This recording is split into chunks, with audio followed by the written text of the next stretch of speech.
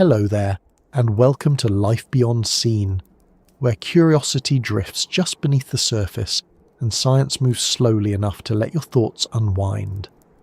Tonight's story begins not under the stars, but under the waves, in a world so ancient that even time itself might hesitate before diving in.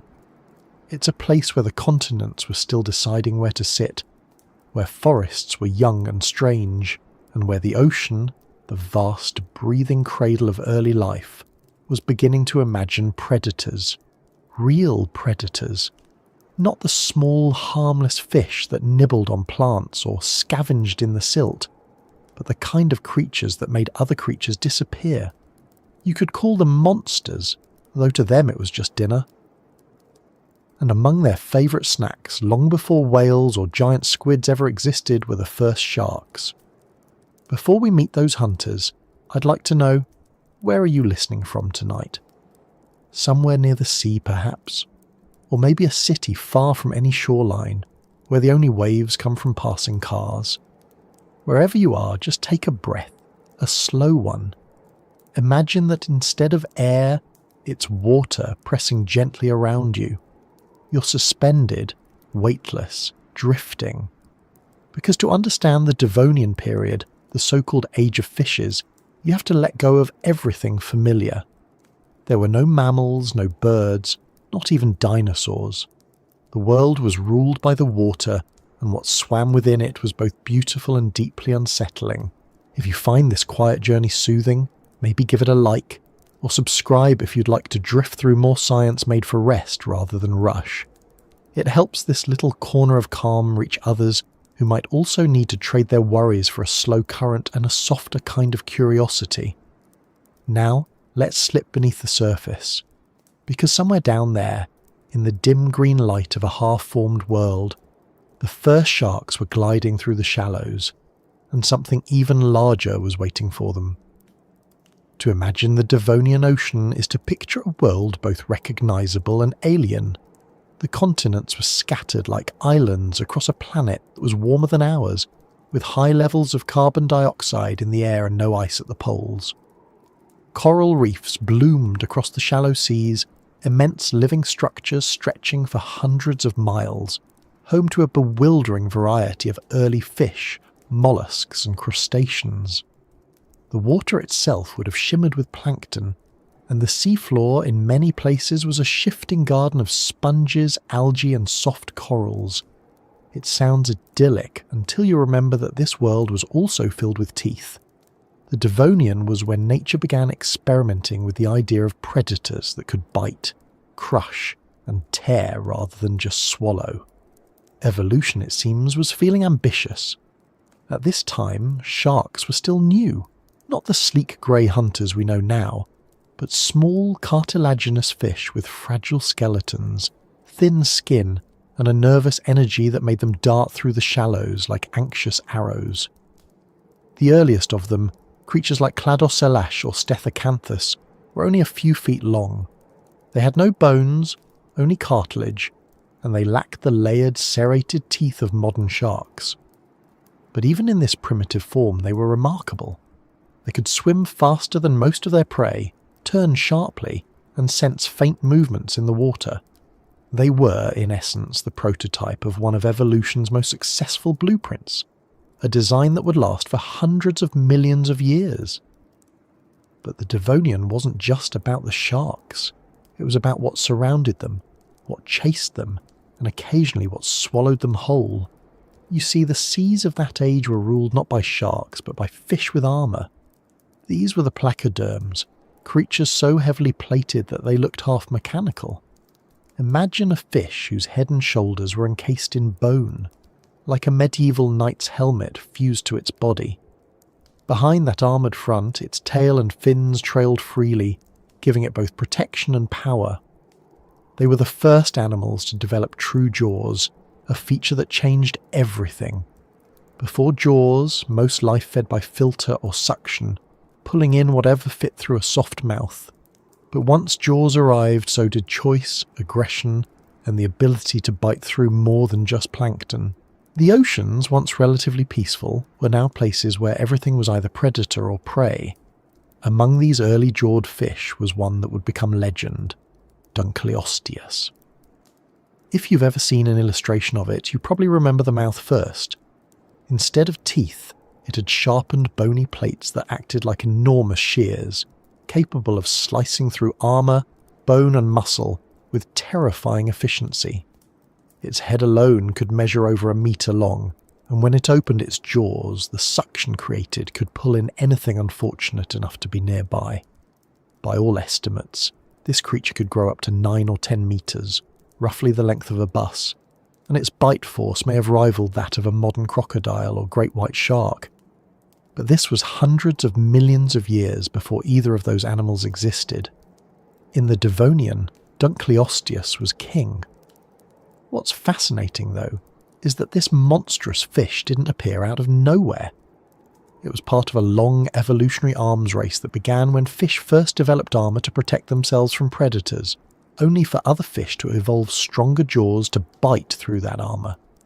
This constant back and forth escalation shaped the Devonian ecosystem. The sharks, smaller and more flexible, were caught in the middle. They weren't strong enough to compete with the armoured giants head-on, so they evolved in another direction, speed and stealth. Their skeletons, made of cartilage instead of bone, allowed them to move with a fluidity the placoderms couldn't match. Where a Dunkleosteus had to turn like a tank, a shark could pivot on a dime and vanish into the gloom. It wasn't a fair fight, but it didn't have to be. Evolution rarely cares about fairness, only survival. Still, there were times when being small and fast wasn't enough. Fossil evidence suggests that even the earliest sharks bore the marks of attack, bite patterns that matched the jaws of large placoderms and other predatory fish. These weren't delicate nibbles. They were crushing, decisive bites that split bodies open. It's a strange thought, that the ancestors of today's top marine predators were once the ones being hunted.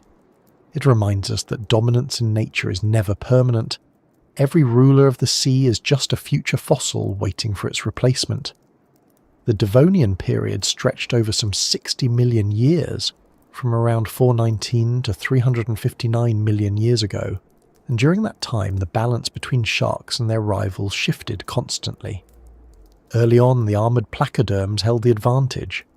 They were the heavyweights of the sea, slow but unstoppable. But as the eons passed, the environment began to favour agility. Reefs expanded, coastlines changed, and open water became more common.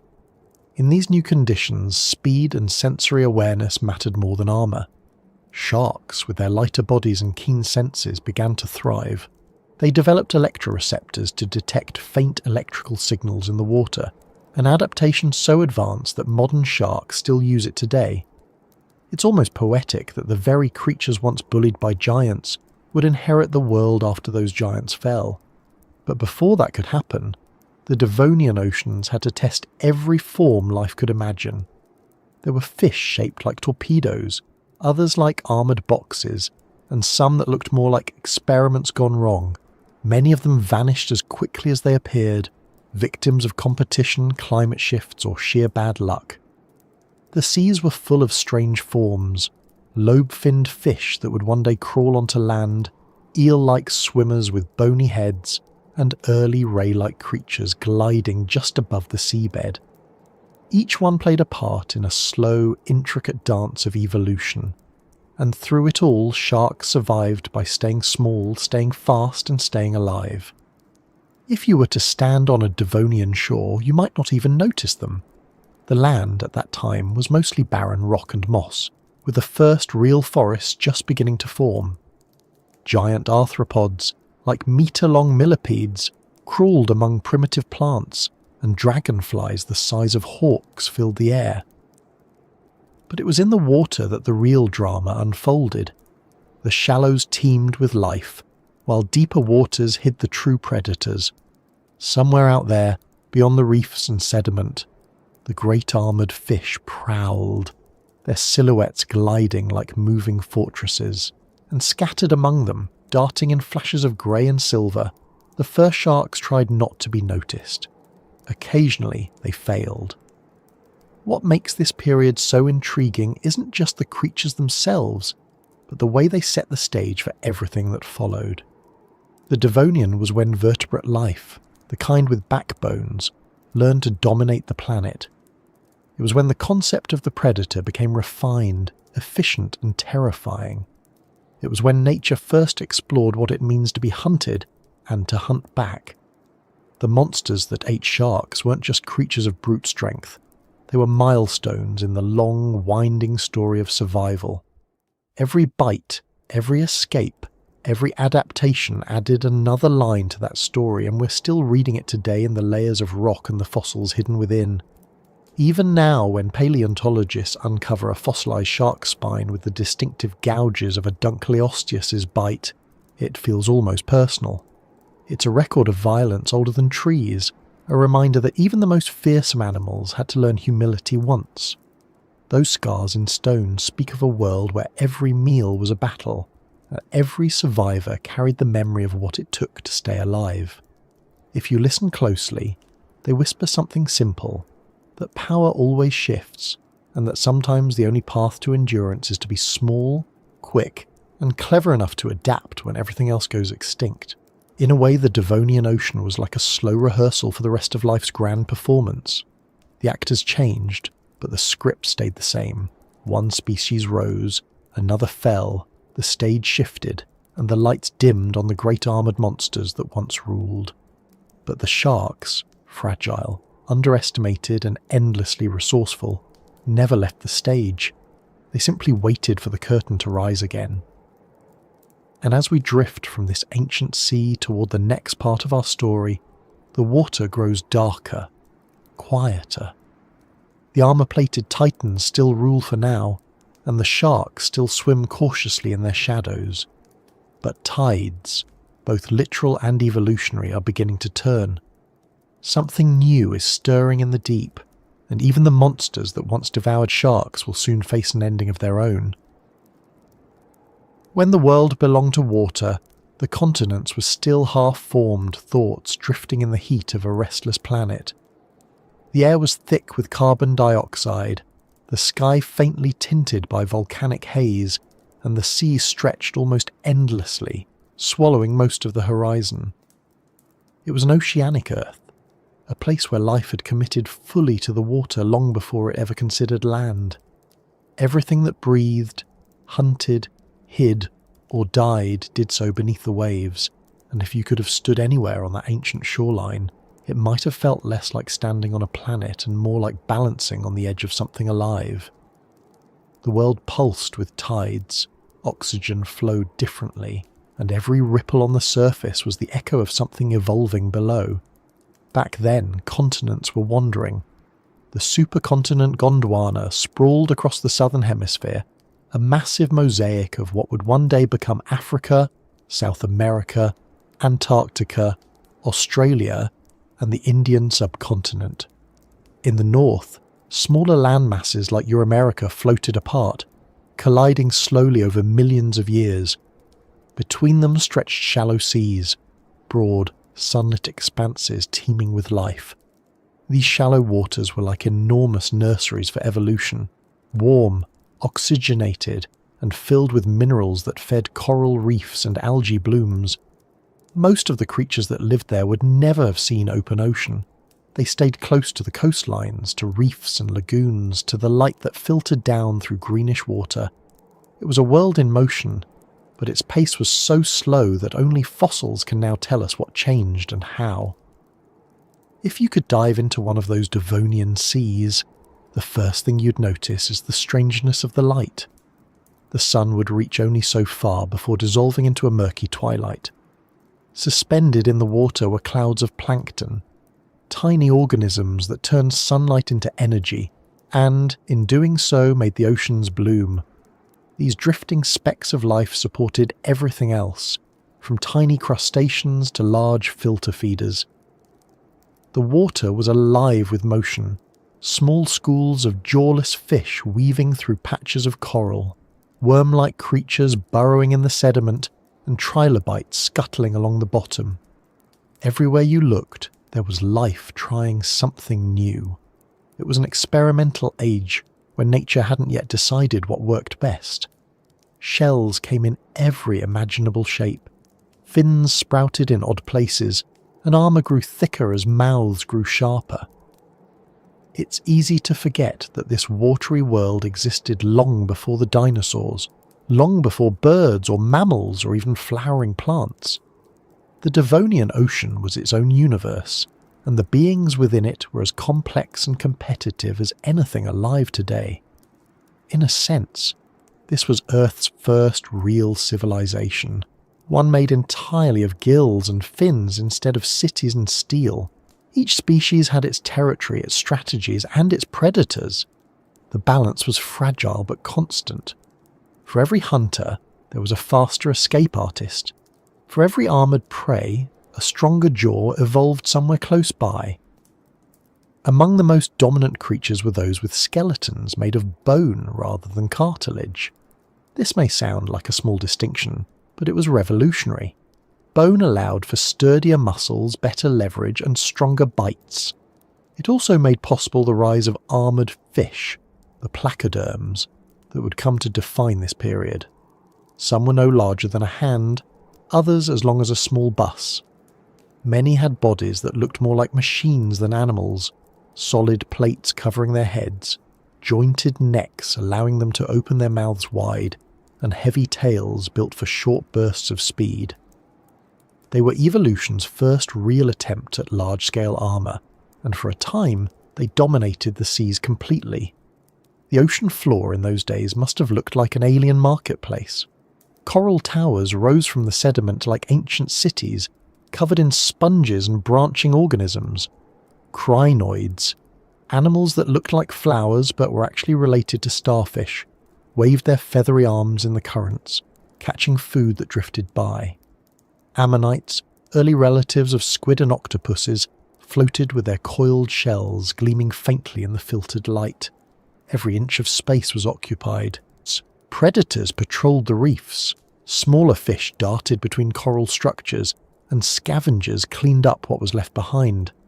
If you listened closely, not that sound travels the same underwater, you might almost imagine the hum of a living machine, a whole biosphere turning gears beneath the waves. Sharks, in contrast, were still finding their place. They weren't yet the apex predators of the ocean, but more like opportunists. They scavenged, ambushed, and explored. Some species were barely recognizable as sharks at all. One had a strange, flat spine rising from its back like a sail. Another had teeth shaped for grinding rather than slicing. They were evolutionary prototypes, each generation tweaking the design, trying to find what worked. It would take millions of years before sharks perfected the sleek, torpedo-like shape we associate with them now. In the meantime, they were small players in a much larger game dominated by the armoured giants. Life in the Devonian was constantly adapting to both predators and environment. The oceans were rich in nutrients, but they could also turn deadly when oxygen levels dropped. Algae blooms sometimes spread so thickly that they suffocated the water beneath them, leaving layers of dead zones where nothing survived. Volcanic eruptions poured ash into the seas, altering chemistry and temperature. Earth was unstable, dynamic, and the creatures living in its oceans had to evolve or vanish. Those that managed to survive were the ones that learned flexibility, not in muscle, but in design. Sharks, with their simple skeletons and efficient reproduction, were better equipped for change than their heavily armoured rivals. It was a small advantage, almost invisible at first, but it would one day tip the balance of power entirely. For now, though, the giants ruled. The most fearsome among them, Dunkleosteus, was not just large but efficient. Its jaws could snap open in a fraction of a second, creating a vacuum that sucked prey inward. Once inside, there was no escape. Fossils show clean, sharp incisions in the bones of other fish, marks that match perfectly with Dunkleosteus's bony plates. Its bite could crush through armour, break through bone, and tear apart anything soft. Sharks were on its menu not because it preferred them, but because they were there, abundant, easy to catch, and too fragile to resist. It's strange to think that these early sharks, which would one day dominate the oceans for hundreds of millions of years, were once little more than snacks to a creature that has been extinct for over 350 million years. But in the Devonian, nothing stayed still for long. Evolution was relentless, and as soon as one group of creatures gained the upper hand, another began finding ways to challenge it. The coral reefs that stretched across the seas weren't just habitats, they were battlegrounds. Predators hunted there, scavengers cleaned up the leftovers, and smaller species used the coral's labyrinths to hide. Each reef was its own tiny world, filled with its own dramas. A shark might dart into a gap between corals to escape a pursuing placoderm, only to run into another predator lying in wait. The Devonian Sea wasn't just filled with life, it was layered with it, stacked in a complex web of interactions that mirrored modern ecosystems more than primitive ones. If you could have hovered in one place and watched over time, you would have seen the shapes of these creatures change across generations. Fins shifted position, mouths grew wider, scales became thicker or thinner depending on who was chasing whom. It was evolution in constant negotiation, every adaptation a response to another. For instance, when placoderms developed heavier armour, sharks responded with greater speed and agility. When reef fish began hiding in tighter spaces, predators evolved narrower snouts or flexible jaws to reach them. Each improvement in one species echoed through the ecosystem like a wave, forcing change in everything else. This was how complexity grew, not from competition alone, but from the endless feedback between hunter and hunted. While the oceans were teeming, the land above them was just beginning to stir. The Devonian is often called the Age of Fishes, but it was also when plants conquered land. Early trees, primitive relatives of ferns, were spreading across damp coastlines, binding soil and slowly reshaping the planet's atmosphere. The oxygen levels began to rise, cooling the climate and creating more stable weather. Over millions of years, this shift would transform the environment, but in the meantime, most of life remained in the water. Land was still an uncertain place, filled with challenges like gravity, desiccation, and ultraviolet light. Only a few adventurous creatures like lobe-finned fish dared to venture out. The ocean remained the centre of existence, the cradle and the arena, where the drama of life and death played out daily and without pause. Sometimes it's easy to think of prehistory as static, a list of creatures that appeared and vanished. But in the Devonian, time was more like a continuous motion picture. Whole lineages rose and fell, ecosystems flourished and collapsed, and each extinction made room for something new. There were at least 2 major extinction events during this period, both of which reshaped marine life. One was triggered by changes in sea level and oxygen depletion, wiping out many reef-building organisms.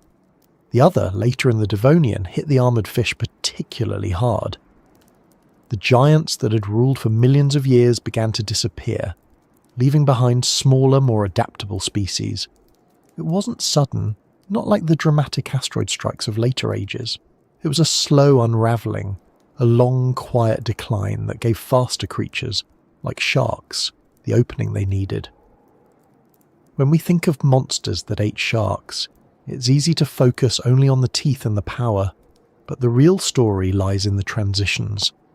Every predator, no matter how strong, exists within the boundaries of its time.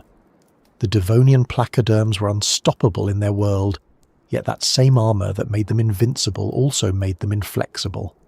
When the seas changed, they couldn't adapt. The sharks, lighter and more experimental, endured. It's a reminder that evolution doesn't reward strength alone, it rewards resilience. In a sense, the Devonian was a rehearsal for everything that came after, from reptiles to mammals to us. The same rule still applies: adapt or disappear. In this ancient world, night and day didn't mean much to the creatures below. Light barely reached the depths where many of them lived. The rhythm of their existence was set instead by temperature, current, and hunger.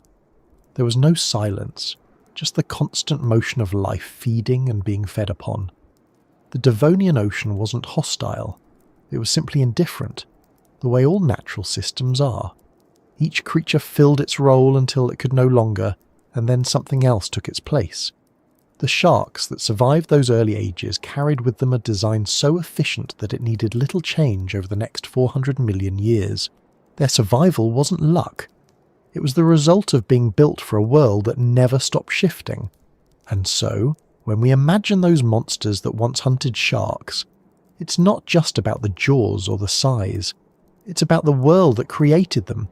A world ruled by water, by experimentation, by the endless testing of what life could be.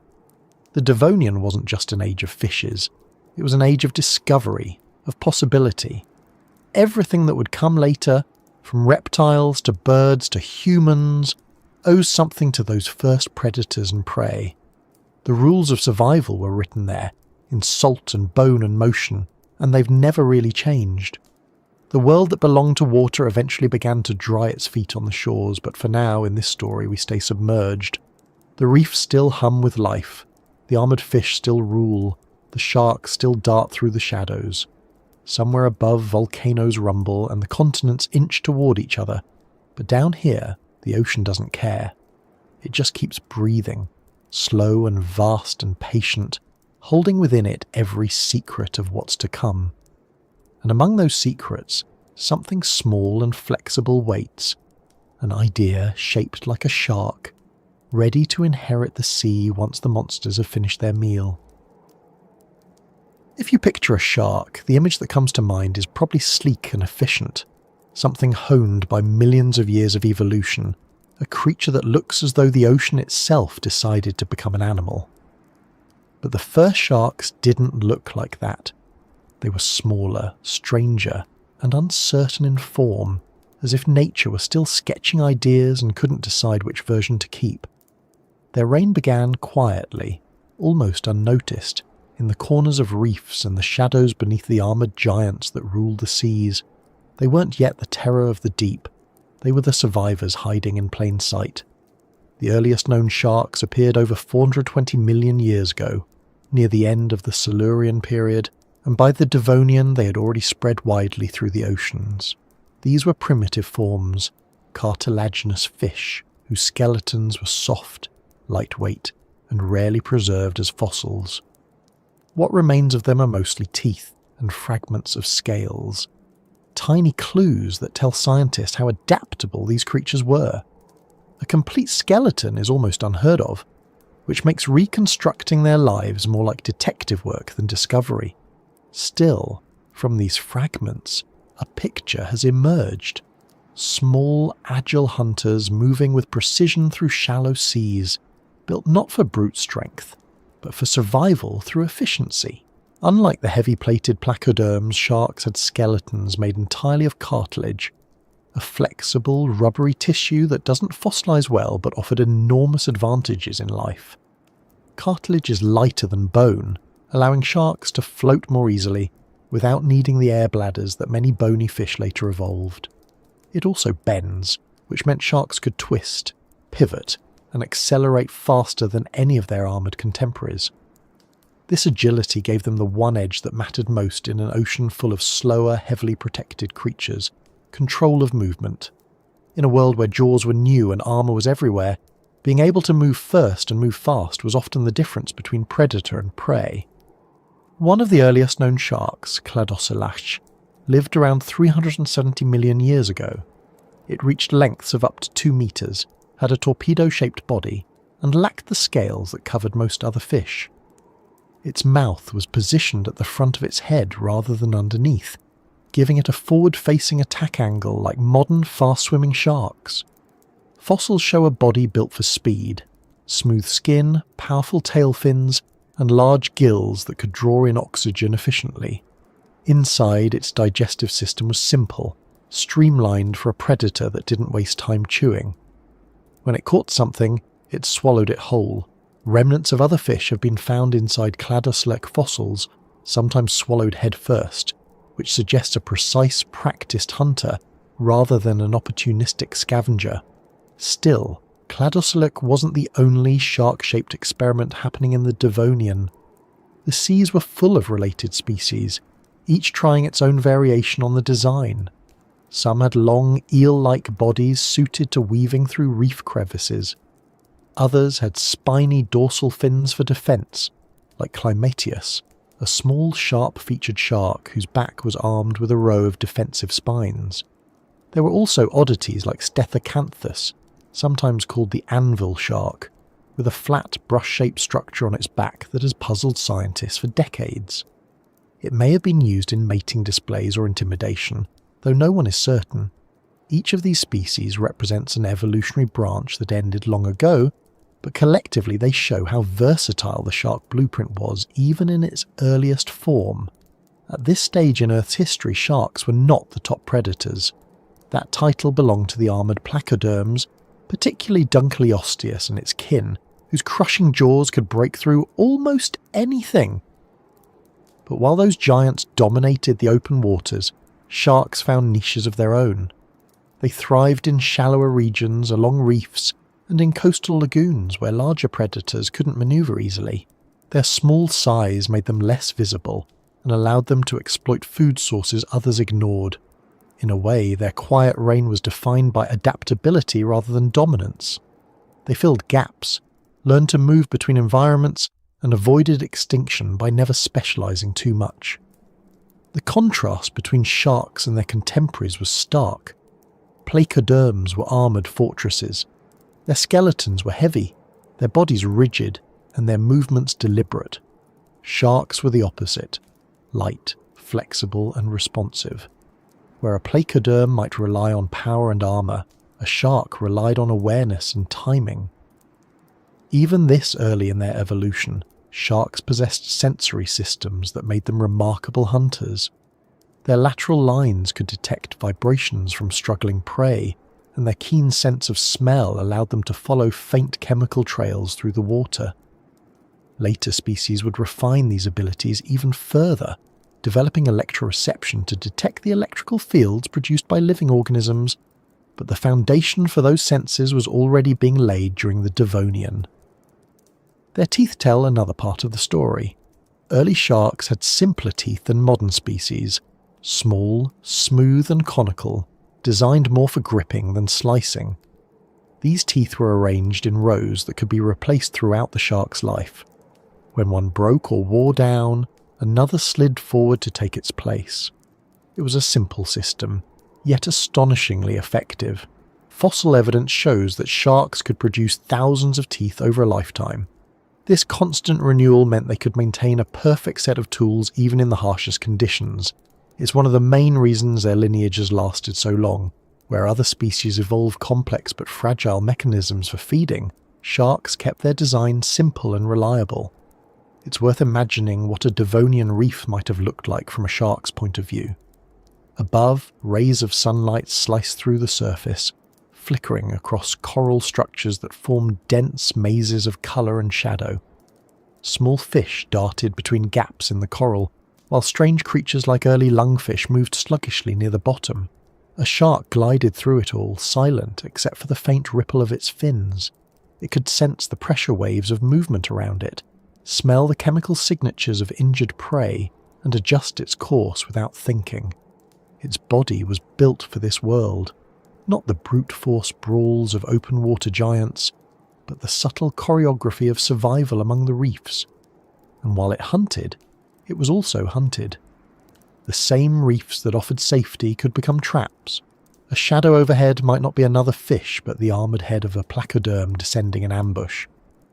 Even if the shark escaped, it would do so narrowly, forced to grow smarter and faster. This constant pressure forged resilience. Every generation that survived passed on traits that improved its odds. Better speed, sharper senses, a keener instinct for danger. Over time, these refinements added up to something extraordinary. An animal that could not only survive extinction events, but thrive in their aftermath. Sharks' reproductive strategies were also part of their success. While many fish scattered their eggs and left them to chance, some early sharks retained embryos inside their bodies, giving birth to live young, or protecting their eggs until they were ready to hatch. This increased the chances of survival in a dangerous ocean. Fossils suggest that some species had specialised egg cases with tough, leathery shells, an innovation that still exists in some sharks today. It's a small evolutionary detail, but in an environment where the weak were constantly devoured, even small advantages made a difference. Scientists studying early sharks often describe them as the ocean's first real specialists in efficiency. They didn't dominate their ecosystems through size or strength, but through design that required little energy to maintain. Their skeletons were light yet strong. Their skin was covered in dermal denticles, tiny tooth-like scales that reduced drag and made them nearly silent in the water. These features gave them a hydrodynamic advantage that even modern engineers still study when designing underwater vehicles. It's a testament to how refined the shark's form already was hundreds of millions of years ago. But perhaps the most fascinating part of their quiet reign is how unassuming it was. For all the monstrous creatures of the Devonian, it's the sharks, the small, quick, unarmoured ones, that would ultimately outlast the giants. They didn't conquer by fighting, they simply endured. When the great armoured placoderms went extinct near the end of the Devonian, sharks were already positioned to take over the vacant niches. Their flexibility allowed them to adapt to the changing seas that followed, where oxygen levels fluctuated and coral reefs collapsed. Other lineages vanished completely, but sharks persisted, slipping through history like shadows that never quite disappear. Some fossils even hint that sharks were beginning to diversify, long before the extinction of their rivals. Different species occupied different parts of the ocean, some staying near the surface, others haunting deeper waters where sunlight never reached. A few developed flattened bodies for resting on the seafloor, precursors to the rays and skates that would appear millions of years later. The shark lineage was branching quietly, experimenting with every possible way to live in water. Each branch carried forward a part of the design that worked, while those that didn't simply faded away. This slow, methodical persistence is one of the most striking aspects of shark evolution. Where many prehistoric species rise quickly and fall dramatically, sharks seem to evolve at their own pace, rarely making sudden leaps. They don't need to. Their design is so effective that most changes are refinements rather than reinventions. When paleontologists compare modern sharks with their Devonian ancestors, they find that many of the core features are unchanged. The position of the fins, the structure of the tail, even the general body shape. These elements were established early and have endured for over 400 million years. In evolutionary terms, that's as close to perfection as nature allows. Still, the Devonian oceans were not a peaceful place for them. The balance between predator and prey shifted constantly. Even the smallest misstep could mean becoming part of someone else's meal. Every shark that survived carried the memory of that risk encoded in its DNA. Their nervous systems became tuned to movement, their instincts sharpened by fear as much as hunger. This is perhaps why sharks never lost their cautious intelligence. They were not reckless killers, despite how they're often imagined. They were pragmatic survivors, shaped by a world that rewarded awareness over aggression. The quiet reign of the first sharks lasted for millions of years, measured not by dominance but by persistence. They shared their seas with armoured titans, with strange finned experiments, and with creatures that would one day give rise to amphibians and reptiles. Through all of it, they adapted, waited, and endured.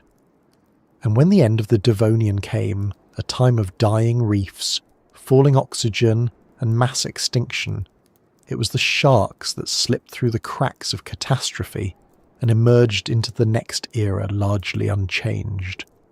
The monsters that had once eaten them were gone. The seas were emptier, quieter, and ready for something new. What began as a quiet reign would soon become a lasting one. The sharks that survived the Devonian carried forward the traits that had saved them: speed, adaptability, and simplicity. These qualities would define their future, ensuring that long after the armoured fish vanished, and long after the dinosaurs came and went, sharks would still glide through the oceans as if nothing had ever changed. In truth, for them, not much had. The sea was still their home, the rhythm of life still their guide, and the balance between predator and prey still the same as it had been in the beginning. And so, as we drift forward in this story, the armoured titans of the Devonian still stalk the reefs, the sharks still move like living shadows, and the world itself is beginning to shift beneath them.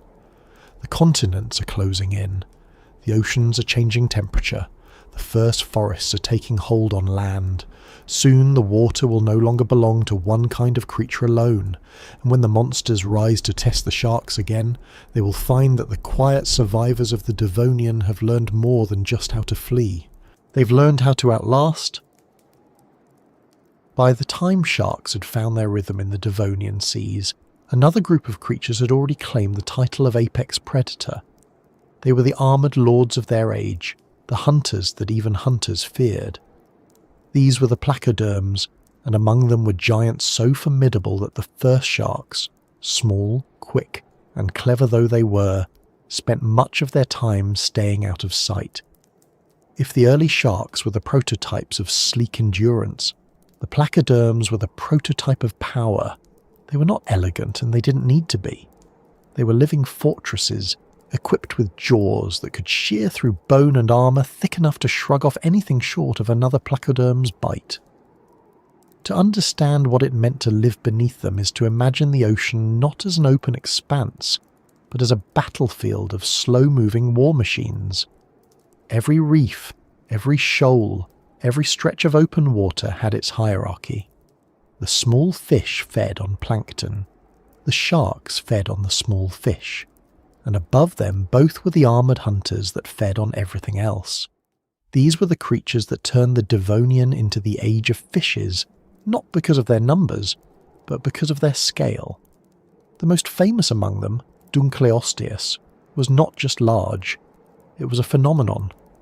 Growing up to 10 metres in length, its skull alone could stretch over a metre. It didn't have teeth in the modern sense. Instead, its jaws were lined with sharp, bony plates that acted like massive shears.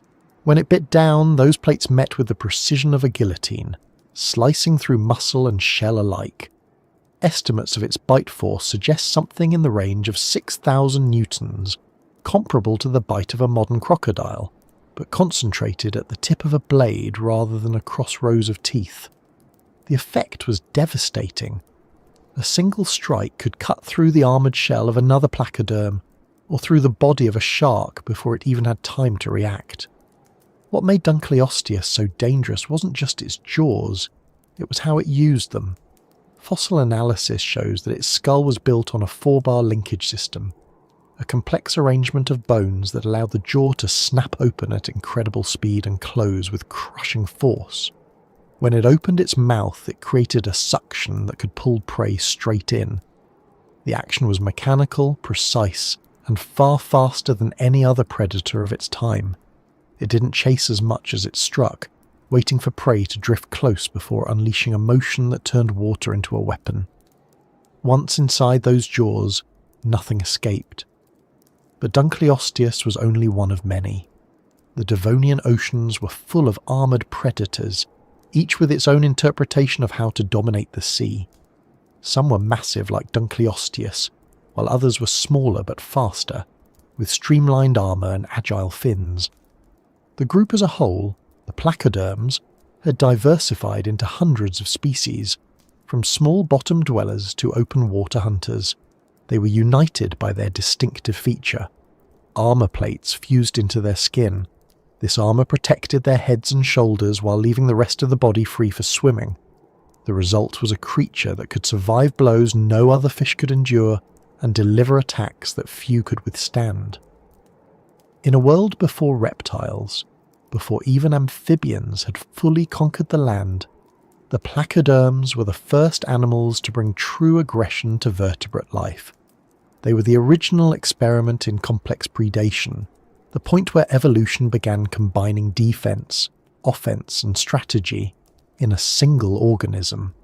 They didn't just survive, they ruled. For the smaller sharks of the time, living alongside them must have been a daily exercise in calculation. The sharks had the advantage of speed and manoeuvrability, but one mistake, one wrong turn into open water could mean instant death. Fossilised remains of early sharks show bite marks that match the shapes of placoderm jaws. The edges of those wounds are smooth and curved, the kind of damage only a bony blade could make. In some cases, entire sections of skeletons are missing, as if bitten clean through.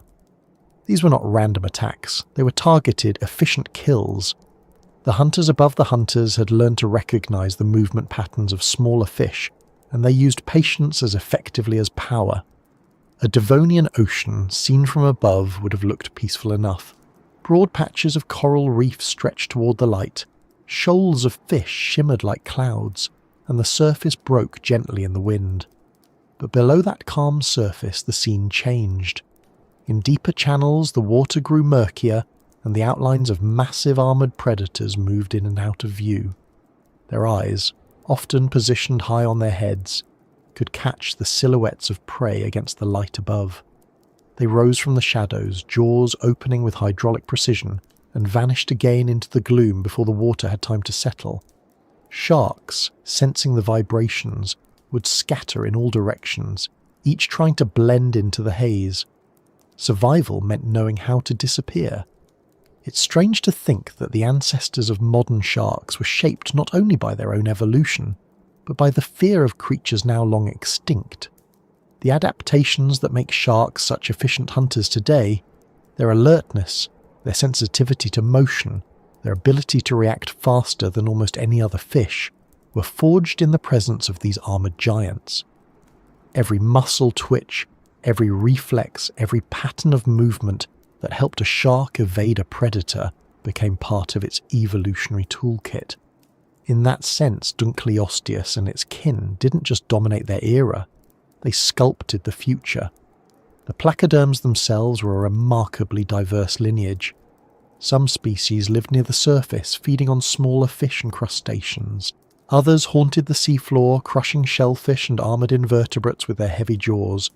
There were even species that lived in freshwater rivers and lakes, showing that this group could adapt to almost any aquatic environment. Their success was astonishing, but it came with a hidden weakness: specialization. The very armour that made them powerful also made them dependent on stable conditions. Their size required enormous amounts of food, and their heavy bodies limited their ability to migrate when the environment changed. In an age when the Earth's climate was volatile, that rigidity would prove costly. Still, during their prime, the placoderms left almost no ecological niche unfilled. Smaller species like Bothria lepis lived along the bottom, filtering detritus and plants, while mid-sized predators like Cocosteus hunted in coastal waters.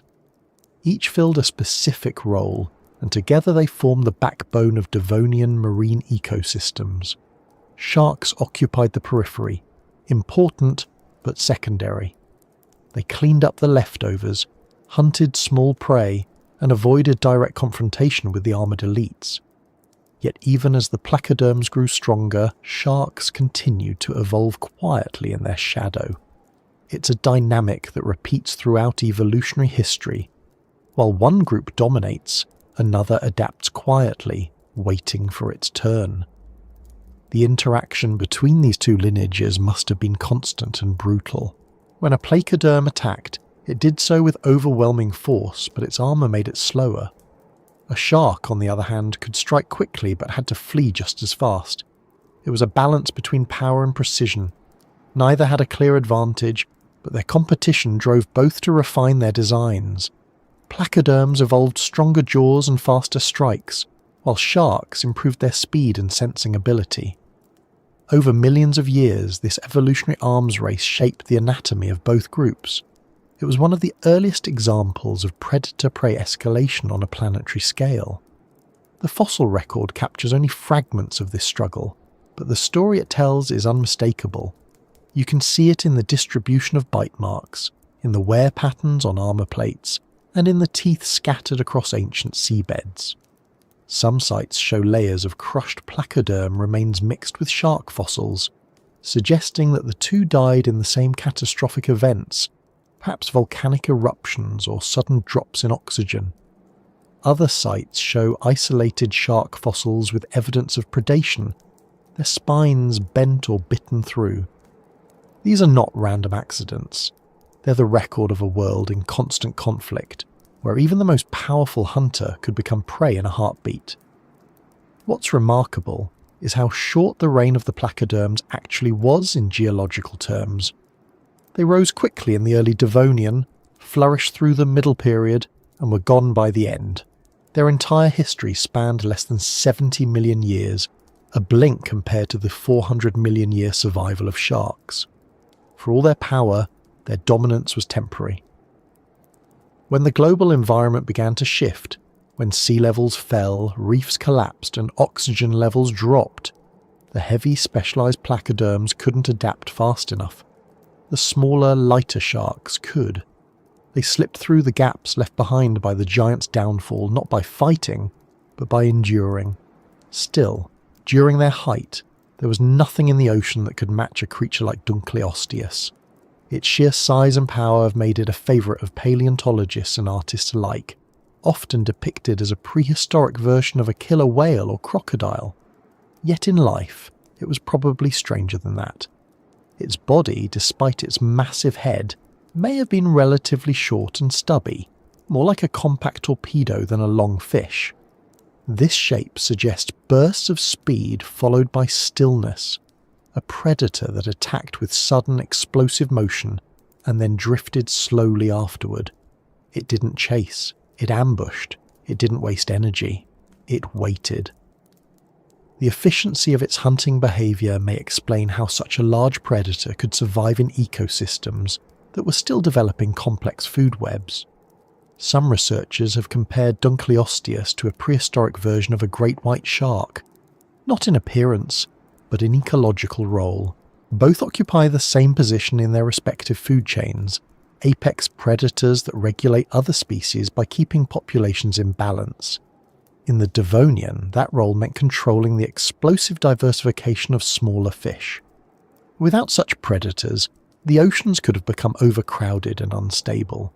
In that sense, the placoderms were not just monsters, they were managers of an emerging ecosystem, keeping the balance through violence.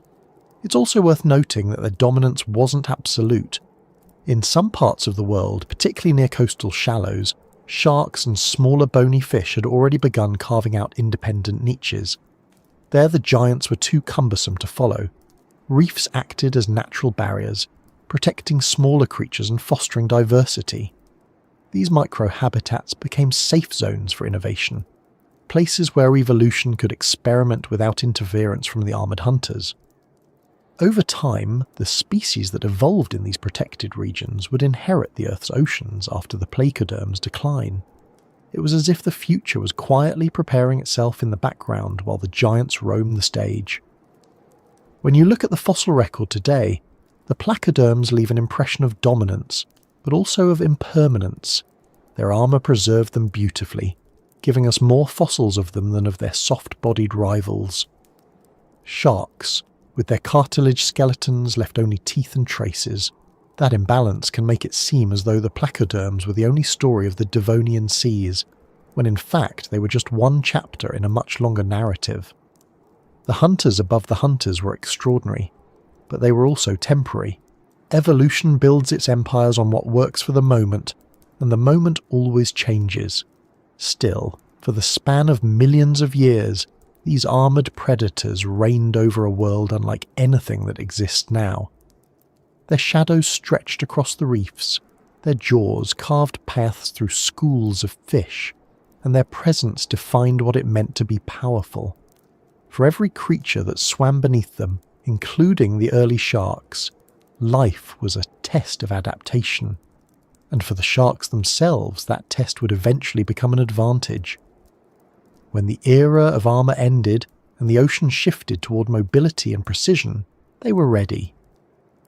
The giants didn't know it, but the small, unarmoured swimmers they hunted were the future. Each time a shark slipped away into the darkness, it was carrying the design of survival forward.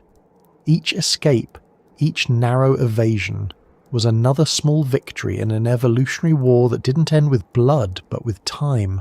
And time, as always, favoured those who could change. The Devonian seas would not stay as they were forever. The world was moving toward upheaval, tectonic shifts, volcanic winters, dying reefs, and falling oxygen. The placoderms, for all their power, would soon meet challenges they couldn't overcome, but the sharks, light and flexible, were already adapting to what came next. The monsters that ate them would vanish, leaving behind fossils and legends. The survivors would rise, not as conquerors, but as the quiet inheritors of everything that came before. And as we continue drifting through this story, the armoured hunters still glide through the murk, their jaws sharp, their reign unchallenged. For now, they own the ocean. But in the distance, something small and unarmoured moves differently. Faster, more fluid, less constrained by the weight of its past. The balance is beginning to shift, and the age of armour is slowly, imperceptibly, giving way to the age of movement. The hunters above the hunters have no reason to notice it yet, they never do. Long before teeth became sharp and familiar things, long before predators learned how to bite with purpose, the act of feeding in the ocean was more like drifting through a buffet than hunting. Early fish simply inhaled what they could fit through their mouths. They filtered plankton, they gulped, they waited for food to come close enough to swallow. It was simple and safe. But evolution, being what it is, doesn't leave simplicity alone for long. Somewhere deep in the Devonian seas, bones began to harden around the mouths of fish, joints formed, and muscle started pulling in new directions. The ocean was about to discover something it had never known before: force. The appearance of jaws was one of the great turning points in the history of life. It's difficult to overstate how revolutionary that change was. Before jaws, most creatures depended on chance encounters with food. After jaws, they could take it. They could seize, crush, tear, and decide what lived or died. That single innovation rewrote the rules of the ocean. The Devonian became the testing ground for this new idea, a time when bone met motion, and feeding became a deliberate act of violence rather than a passive exchange. It was here that the line between predator and prey became clear for the first time. The architects of this transformation were the placoderms. These heavily armoured fish had taken the concept of bone and built their entire existence around it. Their heads and shoulders were covered in thick plates fused like natural helmets. Beneath that armour, their jaws evolved into complex mechanical systems capable of generating enormous power. When they bit, it wasn't just a clamp, it was a precision strike.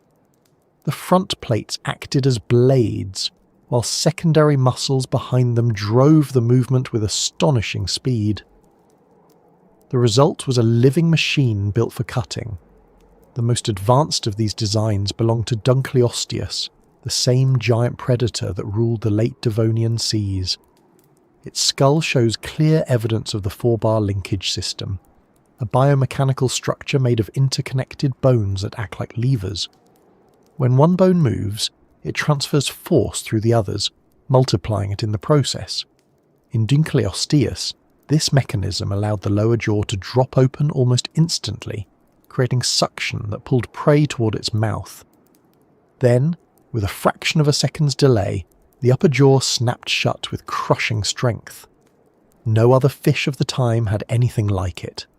It was, in effect, the first known example of an engineered feeding system in nature. To understand how extraordinary this was, you can compare it to modern animals. Crocodiles and great white sharks, for instance, use muscle power to generate bite force.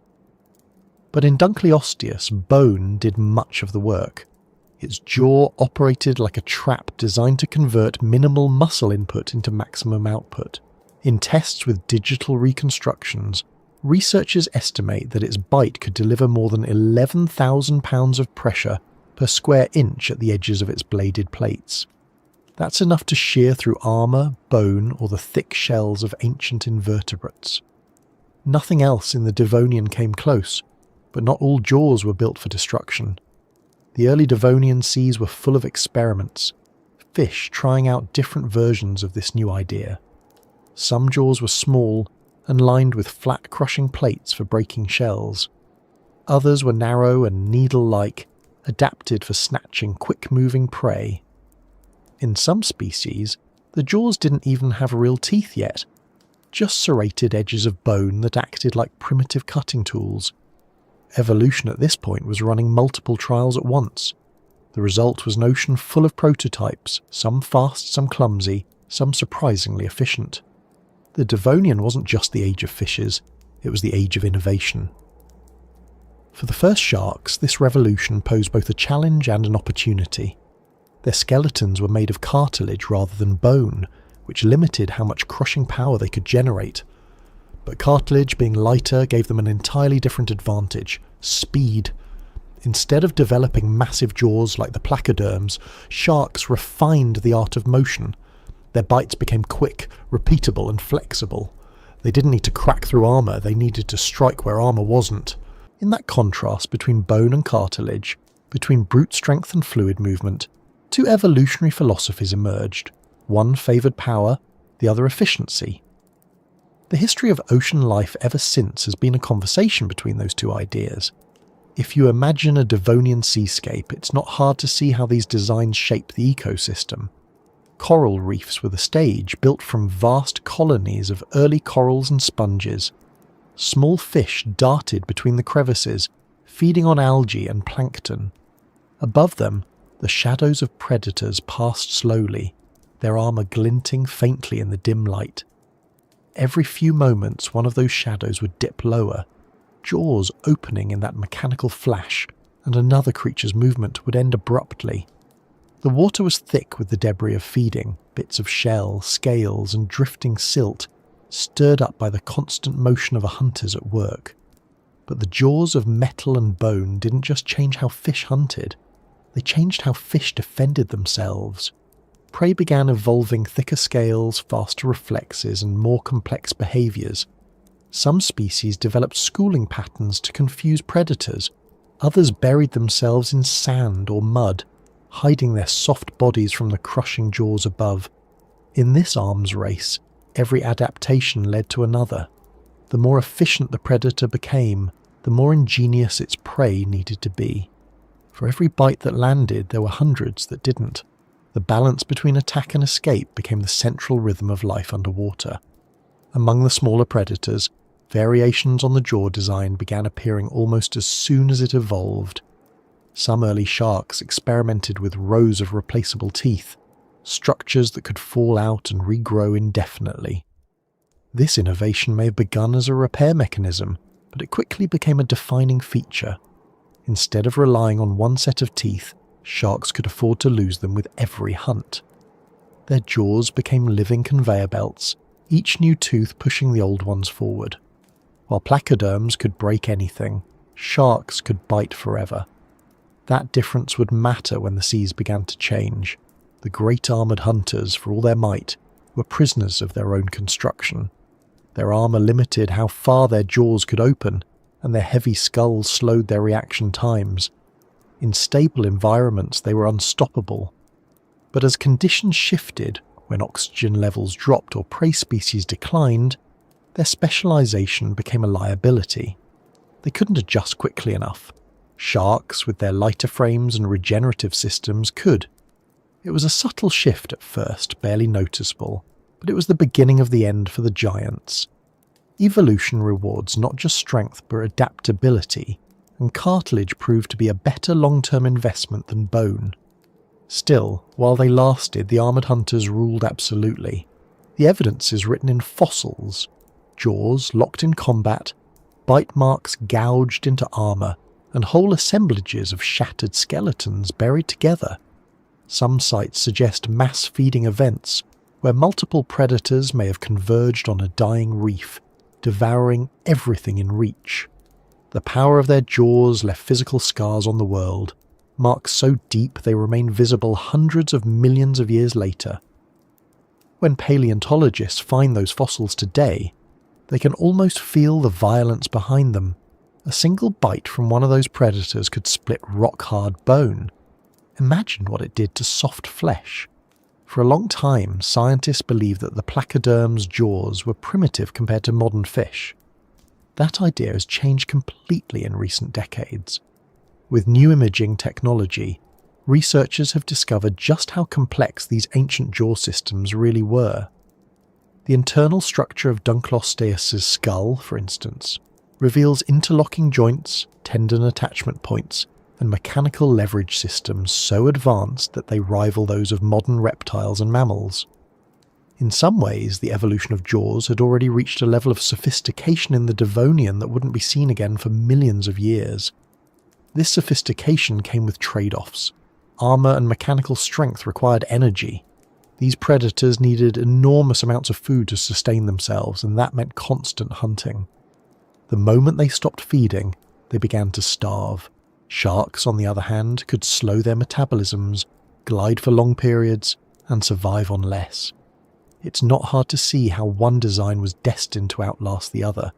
The jaws of metal and bone were magnificent, but they were also unsustainable.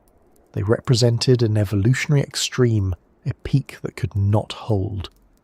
What's fascinating is that these predators didn't vanish because they failed in their function. They were simply too perfect for their time. They dominated the Devonian seas so completely that when the environment changed, they had nowhere left to go. Ecosystems built on singular strength tend to collapse quickly. When oxygen levels in the oceans dropped and food chains broke down, the massive armoured hunters couldn't adapt. Their jaws, their armour, their entire existence was tied to a world that was disappearing. In the aftermath, the lighter, less constrained creatures, the sharks, the ray-finned fish, the adaptable scavengers, filled the empty spaces. Evolution moved on, but the blueprint of those powerful jaws never disappeared completely. It lived on, reshaped, refined, and simplified in every predator that came after. Even today, echoes of those ancient jaws exist in the skeletons of modern animals. The same mechanical principles, the same leverage and motion, appear in crocodiles, big cats, and even humans. Our own jaw joints share structural similarities with those of the first armoured fish. When we chew, when we speak, we are using an evolutionary invention that began in the Devonian. The world's first predators didn't just define their era, they defined the physical mechanics of life itself. It's easy to think of these creatures as monsters, but they were also innovators. Each bite, each adaptation was part of a grand experiment in engineering. The Devonian wasn't a static age of giants. It was a workshop where nature tested materials and methods. Bone replaced cartilage in some lineages, armour evolved and disappeared, and joints became more complex.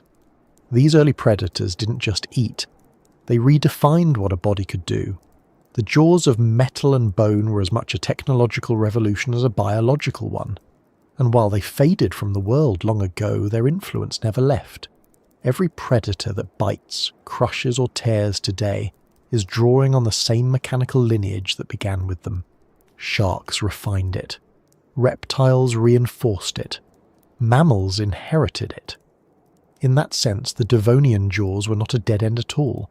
They were the prototype for everything that followed.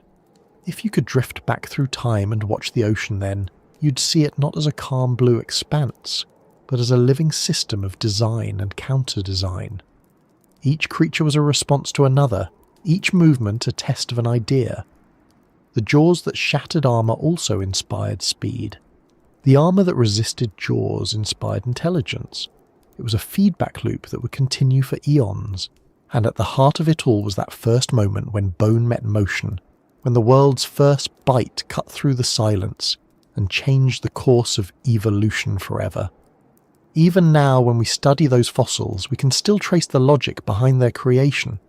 The bones fit together like parts of a machine, every edge worn smooth by time but still functional in shape. They remind us that evolution is not random chaos, but the slow accumulation of efficiency. The Devonian predators were not mistakes. They were prototypes of precision.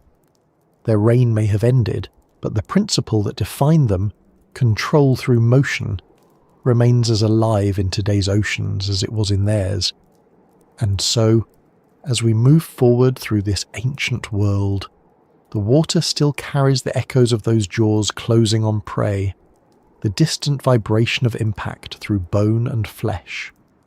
The armoured hunters remain at the top of their food chain for now, their power unquestioned. But beneath them, smaller, faster shapes are already learning different lessons from the same struggle. The sharks glide through the murk, their cartilage frames bending with the currents, their teeth renewing quietly as they go. They have learned that power doesn't always come from armour or mass. Sometimes it comes from the ability to keep moving, to adapt, to wait. The Devonian seas are still busy, still full of motion and noise and experiment. But somewhere in the distance, faintly, the balance is shifting again. The jaws of metal and bone have reached their peak, and evolution is already preparing its next design, one that won't rely on weight or armour or brute force.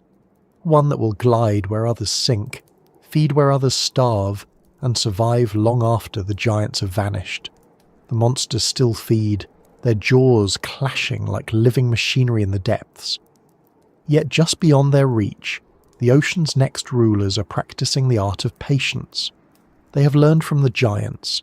They have watched how power rises and falls, and when the water grows dark and quiet again, they will still be there, waiting to inherit the silence left behind. The Devonian seas were not quiet. They only seem that way in memory, in the stillness of stone, where movement has long since gone. But when they were alive, they were crowded, restless, and filled with the friction of life pressing against life. The water was thick with bodies, fish in armour, fish without it, worms, mollusks, crustaceans, and early coral creatures forming towers that reached toward the dim light above. To drift through it would not have been peaceful. It would have been like moving through a dense forest where every branch breathed, every leaf watched, and every shadow hid a mouth. This was the world that evolved out of the first jaws and the first armour, a world that no longer belonged to passive feeders or drifting grazers. It belonged to those who had learned to attack, and those who had learned to endure it. The balance of nature was now defined not by abundance but by conflict. Each species that survived did so by finding a way to live within the tension. The oceans of armour and shadows were both magnificent and brutal, a place where strength had taken physical form and covered itself in plates of bone. Placoderms were everywhere. They were not all giants. Most were small, maybe the length of your arm, some even smaller.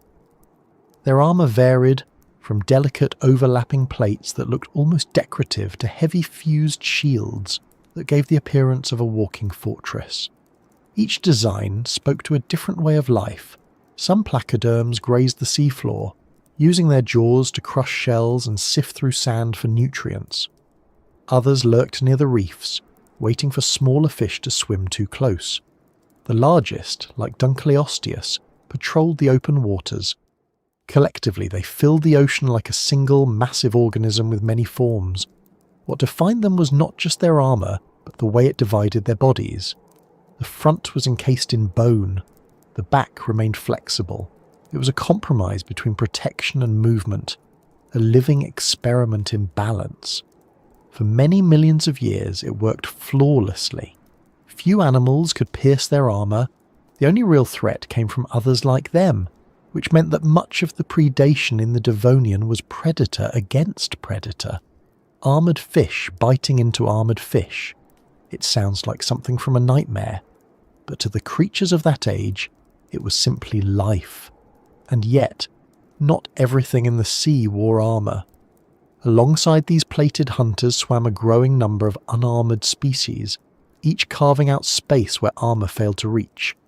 Sharks were among them, fast and lean, slipping through cracks in the hierarchy. They did not compete directly with the giants. They survived in the gaps between them. There were also early bony fish, the ancestors of the modern ray-finned species, developing lighter skeletons and smaller scales. Their advantage was speed. They could move where the armoured fish could not, darting into shallow lagoons or dense reefs. Over time, their numbers began to rise. Armour was protection, but it was also weight, and the oceans were slowly filling with creatures that preferred freedom to defence. Still, during the height of the Devonian, the armoured ones ruled. They formed the visible structure of marine life, shaping ecosystems through sheer presence. Their bones littered the seafloor when they died, creating habitats for other creatures. Their feeding patterns dictated where schools of smaller fish gathered and where they avoided. When a giant predator like Dunkleosteus swam through, everything else scattered. Even the water seemed to change character around them, as though the sea itself bent to their gravity. To exist in their world meant existing in constant awareness of power, its proximity, its noise, its reach. It's difficult for us to imagine how visually complex these oceans were. Light didn't travel far, and most of the deeper zones were shrouded in perpetual twilight. The upper waters shimmered with green and gold, lit by algae blooms that spread like clouds. Below, the light fractured into blue-grey haze. In this murky half-dark, shapes were more important than colours. Movement became the language of survival. A sudden flick of a tail could be the difference between life and death. The armoured predators used this to their advantage. Many had eyes set high on their skulls, adapted to detect silhouettes against the brighter water above. From below, they could watch for the faint outline of prey, rise silently and strike before being seen. The smaller fish responded by learning to hide in plain sight. Some developed counter-shading, dark on top, light underneath, to blend with both the seafloor and the surface glow. Others clustered in the schools where thousands of identical bodies moved together, confusing predators that relied on single targets. These strategies are still in use today, and they began in these Devonian seas. The ancient balance between hunter and hunted was already refining the same techniques that would persist for hundreds of millions of years. But the armour, for all its effectiveness, came with costs. To carry it required energy. To grow it required calcium and phosphorus from the water, which in turn depended on the health of the reefs and sediment cycles. When conditions shifted, when volcanic activity altered ocean chemistry, or when oxygen levels dipped, the armoured fish were the first to feel it. Their heavy bodies became liabilities. They could not travel far to find better water. They could not move fast enough to escape silted or stagnant zones. In contrast, unarmoured species like sharks could migrate freely, seeking new feeding grounds and cooler waters. It was a small advantage, but small advantages matter in the long run. In some parts of the Devonian world, particularly near the equator, the reefs were so vast they could have been seen from space if anyone had been there to look. These reefs were not like the coral structures we know today. They were built by different organisms, stromatoporoids, sponges and early corals that formed dense rock-like matrices. They served as both refuge and trap. Within their cracks and tunnels lived countless smaller creatures, from worm-like scavengers to crustaceans and primitive cephalopods. It was within these labyrinths that sharks and other agile predators found their sanctuary. The armoured hunters, too large and cumbersome to follow, circled outside like wolves around a warren, waiting for something to emerge. The deeper parts of these oceans were colder, darker, and stranger. Few creatures could survive there, but some did.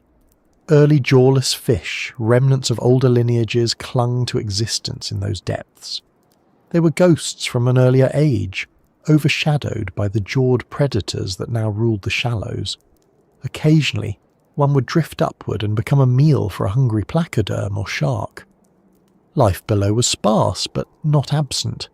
Even there, in the near dark, evolution continued its slow experimentation. It's tempting to see the Devonian seas as chaotic, but they were actually finely tuned systems. Every layer of the water column had its inhabitants, every niche filled. The reef supported herbivores and filter feeders, which supported small predators, which fed the large ones. When one population declined, the rest adjusted. The oceans were resilient, but they were also dependent on stability. That stability, as it turned out, would not last forever. For now, though, the world was still balanced, and the armoured fish continued their long reign. Their dominance gave the Devonian its character, a time of biological arms races, of escalating strength, of creatures encased in bone. Even the smallest species seemed to reflect that design ethos. Shells thickened, scales grew harder, defensive spines became common. It was as if evolution had collectively agreed that the answer to everything was armour, and for a while it was. Sharks living among them adapted in quieter ways. They became faster, leaner, and more aware of vibration and scent. Instead of thick skin, they developed dermal denticles, tiny tooth-like scales that protected their bodies without adding weight. They didn't need armour to survive.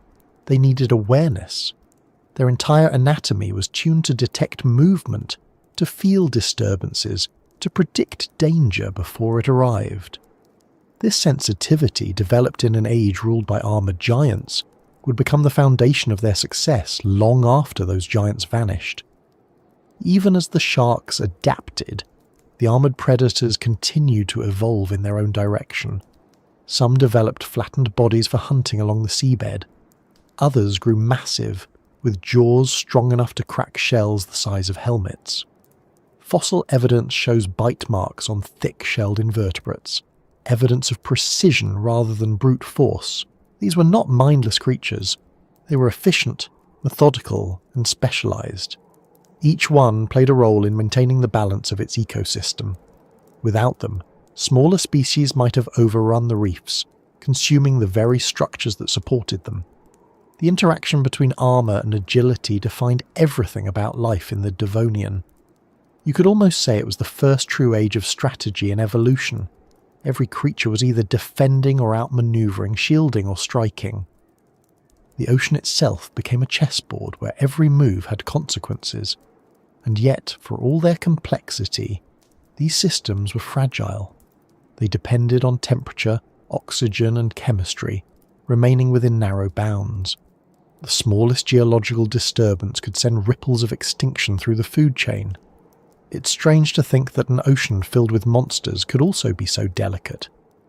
Beneath the aggression and the armour, the Devonian seas were a network of dependencies. Coral growth regulated oxygen levels. Algae controlled nutrient flow. Small invertebrates recycled waste into food. When the balance worked, life flourished on a scale the planet had never seen before. But when it faltered, entire ecosystems collapsed. The same armour that protected individuals could not protect the whole system. If you were to stand on one of the primitive landmasses then, on a coastline covered in early ferns and moss, you might have looked out over the water and seen none of this. The surface would have been calm, a soft blue-green shimmer stretching toward the horizon. Beneath that calm, however, was motion upon motion.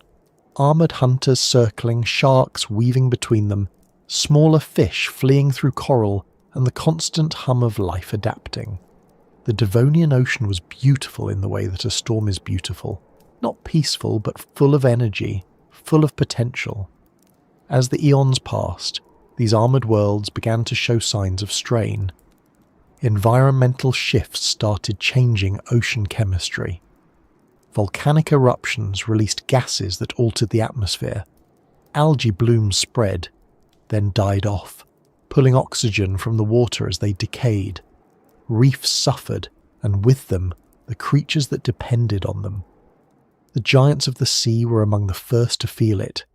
They needed stability, abundant prey, and oxygen-rich waters. When those things began to vanish, their numbers fell. The smaller species fared better. Sharks, in particular, thrived in the transitional chaos. They could live in waters that would have suffocated the armoured fish. They could travel far to find new hunting grounds. Flexibility, once a minor advantage, was becoming the deciding factor. Even then, the change wasn't sudden. The oceans don't break overnight. They shift, they breathe, they change shape over generations.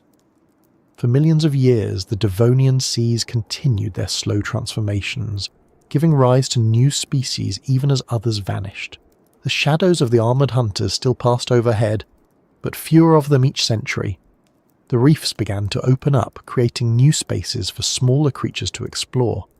The balance was tipping quietly and gradually towards something new. And yet, even in decline, the armoured fish remained magnificent.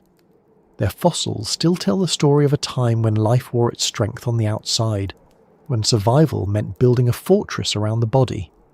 Their bones are heavy, intricate, and beautifully preserved, as if the earth itself admired their design enough to keep it intact. To look at one now is to see both the height of an era and the beginning of its end. They were the masters of a world built on armour, but the ocean was already learning to favour shadows instead. The seas of the Devonian were, in every sense, full of both.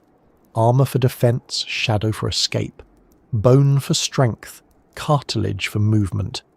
The balance between them was never stable.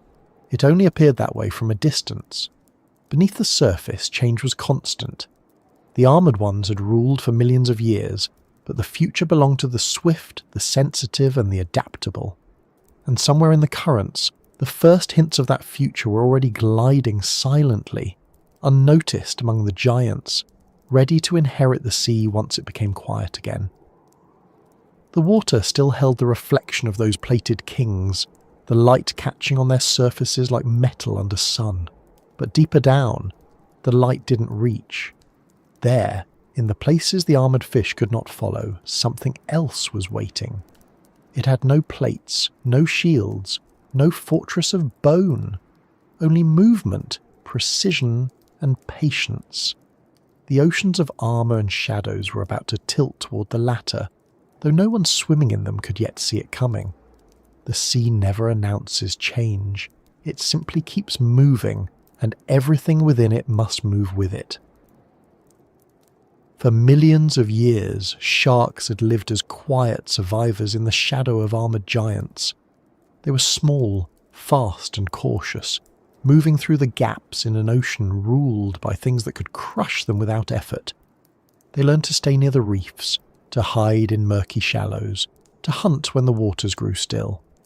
Theirs was a reign of endurance rather than conquest. But evolution does not leave endurance alone forever. It rewards it, strengthens it, and, given enough time, turns the patient survivor into something capable of more. The moment came when sharks stopped being the hunted and began to hunt back. This change didn't happen all at once. It took millions of years, and it didn't begin with a single mutation or a single species. It began with the quiet accumulation of advantages, the kind that go unnoticed until they start to matter. The earliest sharks of the Devonian had small, smooth scales that reduced drag and let them move almost silently. Their skeletons, made of cartilage, allowed their bodies to flex and twist with remarkable agility. Their senses, already keen, began to sharpen further.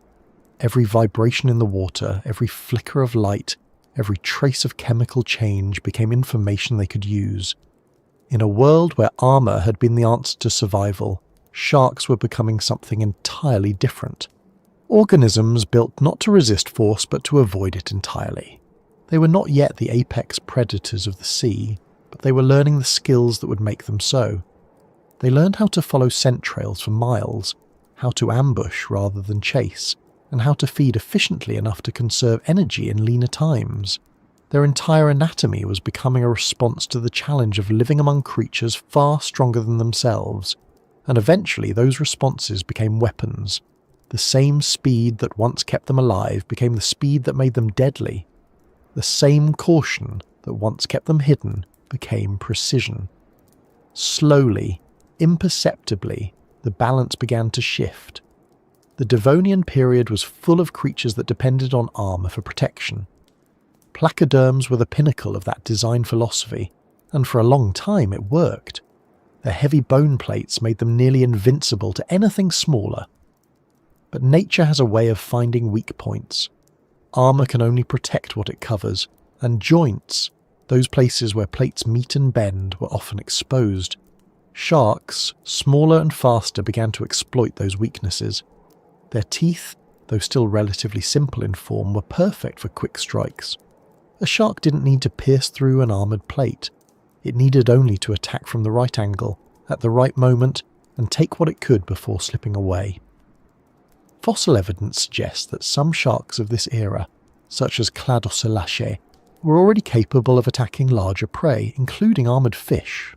Bite marks on placoderm fossils show shallow curved incisions consistent with shark teeth, located near soft tissue areas like gill openings or tail fins. These were not random injuries. They were targeted strikes aimed at disabling, not overpowering. The early sharks were learning to fight not with strength, but with strategy. In a sense, they were rewriting the rules that had governed oceanic life for tens of millions of years. The placoderms, meanwhile, continued their mechanical perfection. Their jaws grew stronger, their armour more refined. But these improvements came at a cost. Heavier armour meant slower swimming, and slower swimming meant fewer chances to feed. The large predators, like Dunkleosteus, needed vast amounts of food to sustain themselves, and as prey species declined, their dominance began to waver. Sharks, lighter and more flexible, began to thrive in the gaps left behind. They could eat a wider variety of food, small fish, carrion, even invertebrates, and could survive in conditions that would have suffocated their armoured rivals. For the first time, the advantage began to tilt away from armour and toward agility. The idea of sharks fighting back might sound dramatic, but in the language of evolution, fighting rarely means confrontation. It means adaptation. Sharks did not challenge the armoured fish in open battle. They simply outlasted them by changing faster. When the seas grew unstable, when oxygen levels fluctuated and habitats collapsed, sharks moved with the currents. They found new breeding grounds, new food sources, new ways to endure. Every generation that survived was a little faster, a little sharper, a little more aware. Some species began to develop specialized teeth, blades for slicing rather than holding, serrated edges for cutting through flesh instead of scraping it. This shift in dentition marked a turning point in their evolution. It meant that sharks were no longer content to scavenge or feed on small prey. They were adapting to kill efficiently. Their streamlined bodies, combined with these new tools, gave them an unprecedented versatility. They could hunt alone or in loose groups, attack from below or behind, strike and retreat before a slower creature could respond. The ocean had never seen anything like them before. As the Devonian neared its end, the world above the water was also changing. Forests were spreading across the continents, releasing oxygen to the air and altering global climates. The weather grew more variable, sea levels shifted, and the chemistry of the oceans changed with it. The vast coral reefs that had supported so much life began to die. With them went countless species that depended on their structures for food and shelter. The armoured hunters, once the undisputed rulers of the sea, began to decline. But the sharks, as they had always done, adapted. Without reefs to anchor their ecosystems, the oceans became open spaces once again, vast, unpredictable, and dangerous. In this new environment, armour was less useful than mobility. Speed became the new measure of survival. Sharks, born from generations of pressure and fear, were perfectly suited to the task. They could roam enormous distances, feeding opportunistically as they went. They became the ultimate generalist in a time when specialization was failing. One of the key evolutionary developments that helped them during this period was the refinement of their sensory systems. Sharks' ability to detect electrical fields, a feature that modern species still possess, likely had its roots here. Tiny pores along their snouts, filled with gel-like material, could sense the faint electrical impulses produced by muscle movement in nearby creatures. This meant they could hunt in total darkness, guided only by the invisible signals of life around them. In the murky waters of a dying reef system, that sense would have been invaluable. their other senses were no less impressive. The lateral line, a system of pressure-sensitive cells running along their sides, could detect vibrations and turbulence in the water. A shark could feel a creature swimming hundreds of meters away, even if it couldn't see it, combined with an acute sense of smell, capable of detecting a single drop of blood in thousands of gallons of water. These adaptations made them extraordinarily aware of their surroundings. The armoured fish might have ruled by strength, but the sharks were learning to rule by information. The shift from prey to predator was not just biological, it was ecological. As the larger placoderms began to disappear, sharks filled the empty roles they left behind. They grew larger, diversified into new forms, and began to dominate the food chains of the late Devonian and early Carboniferous periods. Fossil evidence shows that by around 360 million years ago, sharks had become some of the most successful predators in the ocean. They no longer needed to hide. They had become the new standard for what it meant to be powerful. Still, the transition wasn't absolute. For a time, both groups coexisted. Armoured fish and sharks, strength and speed, bone and cartilage sharing the same sea. The battles between them continued, though now the outcome was less certain.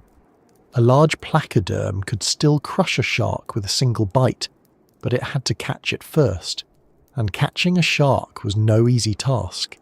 The open ocean favoured those who could move fast and strike with precision, not those who carried a fortress on their backs. The slow, armoured giants were creatures of a fading world, and evolution was already preparing to replace them. The fossil record captures the aftermath of this long struggle better than the struggle itself. We see the decline of placoderm species toward the end of the Devonian, followed by a rapid diversification of sharks and early bony fish in the periods that followed. The sharks that survived were small, flexible, and perfectly adapted to a world in flux. Their victory was not a conquest, it was a survival strategy that became permanent, and yet, calling it victory feels almost too simple. Evolution has no winners, only survivors. The sharks didn't set out to overthrow the armoured fish, they simply continued doing what they had always done: adapt, wait, and endure. When the seas grew shallow, they adjusted. When food grew scarce, they changed diet. When predators grew too large, they hid, and when those predators vanished, they moved into the space that was left. The ocean rewards that kind of persistence. It always has. By the early Carboniferous, sharks had spread across nearly every marine environment, from shallow coastal waters to deep offshore zones. Some had evolved into forms we would recognise today, sleek and torpedo-shaped, with sharp triangular teeth and crescent tails designed for constant motion. Others took on stranger forms, with long spines or flat bodies adapted for life on the seafloor. They had become the most versatile vertebrates in the ocean, capable of thriving where others could not. The age of armour was ending. The seas that had once been dominated by plated giants were now filled with swimmers built for motion. The predators of the New World were not defined by their weight, but by their awareness. Where the placoderms had relied on physical protection, the sharks relied on intelligence. They read the water like a language, sensed movement before it happened, and struck where others were blind. They were not the biggest creatures in the ocean anymore, but they were the most effective. It's easy, from our vantage point, to see this as inevitable, as though the sharks were destined to rise while the armoured fish were destined to fall. But evolution has no script. The world could have turned out differently if the environment had stayed stable. The placoderms might have continued refining their armour, developing lighter forms or new strategies. But the world didn't stay stable. The Devonian ended in a series of extinction events that wiped out much of marine life. In the vacuum that followed, the survivors were not the strongest but the most adaptable. The sharks fit that description perfectly. Even today, they carry the memory of that age in their design. Their bodies are streamlined for perpetual movement. Their skeletons remain cartilaginous, light and flexible. Their senses are tuned to detect the faintest traces of life in the water. Every part of them reflects lessons learned during those long ages when they lived beneath monsters and learned how to outthink them. The ocean has changed beyond recognition since then, but the logic of survival remains the same. If you could dive back into those last Devonian seas, you would see both endings and beginnings happening at once. The armoured hunters still drift through the depths, fewer than before but no less imposing. Their shadows move slowly over the seafloor. In the distance, smaller shapes dart between them, slender, restless, alive with intent. A plecoderm opens its jaws in a final act of dominance, but the strike misses. The shark is already gone, its body bending effortlessly through the current, leaving only a trail of disturbed silt behind. The balance that once seemed eternal has shifted forever, and still the ocean continues. The tides roll, the reefs breathe, the water hums with life adapting to its next challenge. Sharks, having survived the fall of giants, now swim freely through the spaces once filled by armour. They are not yet the masters of the sea, but they are its future. Their time has come, not through conquest or violence, but through the quiet triumph of endurance. The Devonian is nearing its end, and with it, the age of bone and metal begins to fade. The oceans are changing shape again, and the survivors will change with them. Somewhere beneath the surface, unseen, evolution continues its work, slow, patient, and relentless. The sharks that once fled are now the hunters, and the world they inherit will never be the same. The Devonian world did not collapse with noise or sudden ruin. It began to change quietly, almost politely at first, the way climates and ecosystems often do, by drifting past thresholds no creature could recognize in time. What had once been the planet's golden age of fish was starting to fray at its edges. The seas were full of life, but that life had grown too heavy, too dependent on stability that was never meant to last. The ocean had given rise to armour and jaws, to creatures of astonishing complexity, but now it was beginning to take them back. The continents were moving again. Massive tectonic shifts pushed land masses toward each other, closing the gaps that had once been broad, warm seas. As they collided, mountains rose and coastlines changed shape. Rivers altered their courses. Shallow waters, the nurseries of most marine life, began to drain or close off from the open ocean. Vast reef systems, once stretching across entire continents, found themselves trapped in shrinking basins. In those isolated waters, temperatures fluctuated, oxygen levels dropped, and ecosystems that had thrived for tens of millions of years began to falter. To the creatures living through it, the change would not have seemed sudden. A single generation of fish might have noticed that the water was murkier, that food was harder to find, that the seasons were slightly different. Another generation later, certain hunting grounds might have vanished entirely. The reefs that had been dense cities of coral and sponges turned into wastelands of silt and decay. Life continued, but in smaller and smaller pockets, and the spaces between them grew wider. The great armoured predators built for a world of plenty were among the first to suffer. They needed vast amounts of food to sustain their massive bodies. When prey grew scarce, they starved quickly. The smaller, more flexible species, especially the sharks, could endure longer. They ate what they could find, travelled farther in search of food, and adapted to the changing chemistry of the water. Evolution had prepared them for scarcity by making them efficient. The same qualities that once made them vulnerable to the giants now allowed them to survive their absence. The environmental changes of the late Devonian were complex and overlapping. Volcanic eruptions released clouds of ash and gas that settled over the oceans, altering the balance of carbon and oxygen. Some regions experienced what scientists call anoxic events, periods when oxygen levels in the water dropped so low that most marine life suffocated. In the sediments left behind, we can still see the evidence. Dark, organic, rich layers marking the times when the seas went still, when entire ecosystems died and fell to the bottom together. It wasn't one event, but several, stretched over millions of years. Each wave of extinction was followed by partial recovery, then another collapse. The first struck the reef systems, wiping out the coral builders that had shaped marine habitats for eons. The second hit open water species, including many of the large predators.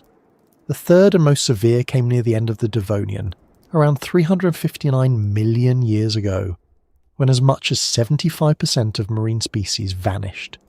It was one of the planet's great resets, though it unfolded so slowly that no individual creature would have known it was happening. In the shallows, the water grew cloudy with decay. Algae blooms spread as dead matter decomposed, feeding new growths that further depleted oxygen.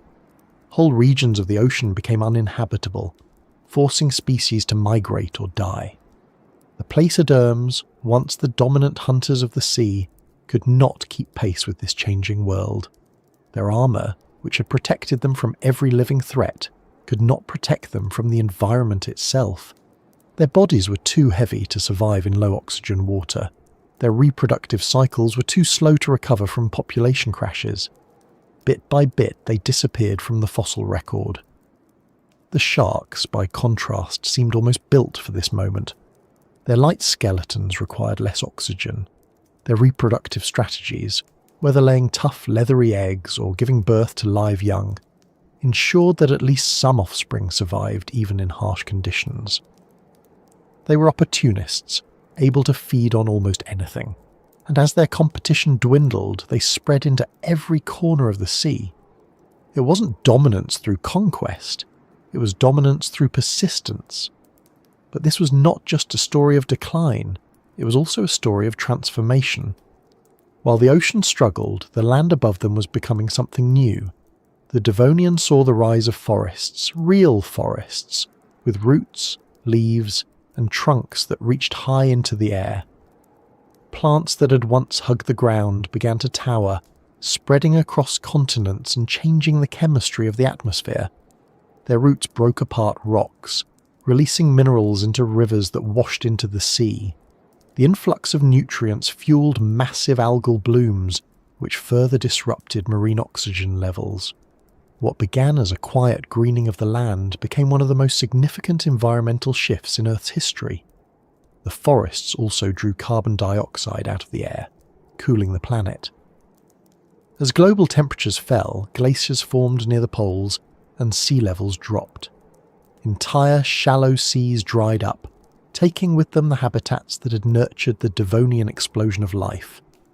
It was as though the Earth itself had decided to rebalance its systems, trading the chaos of warmth and abundance for the austerity of cold and scarcity.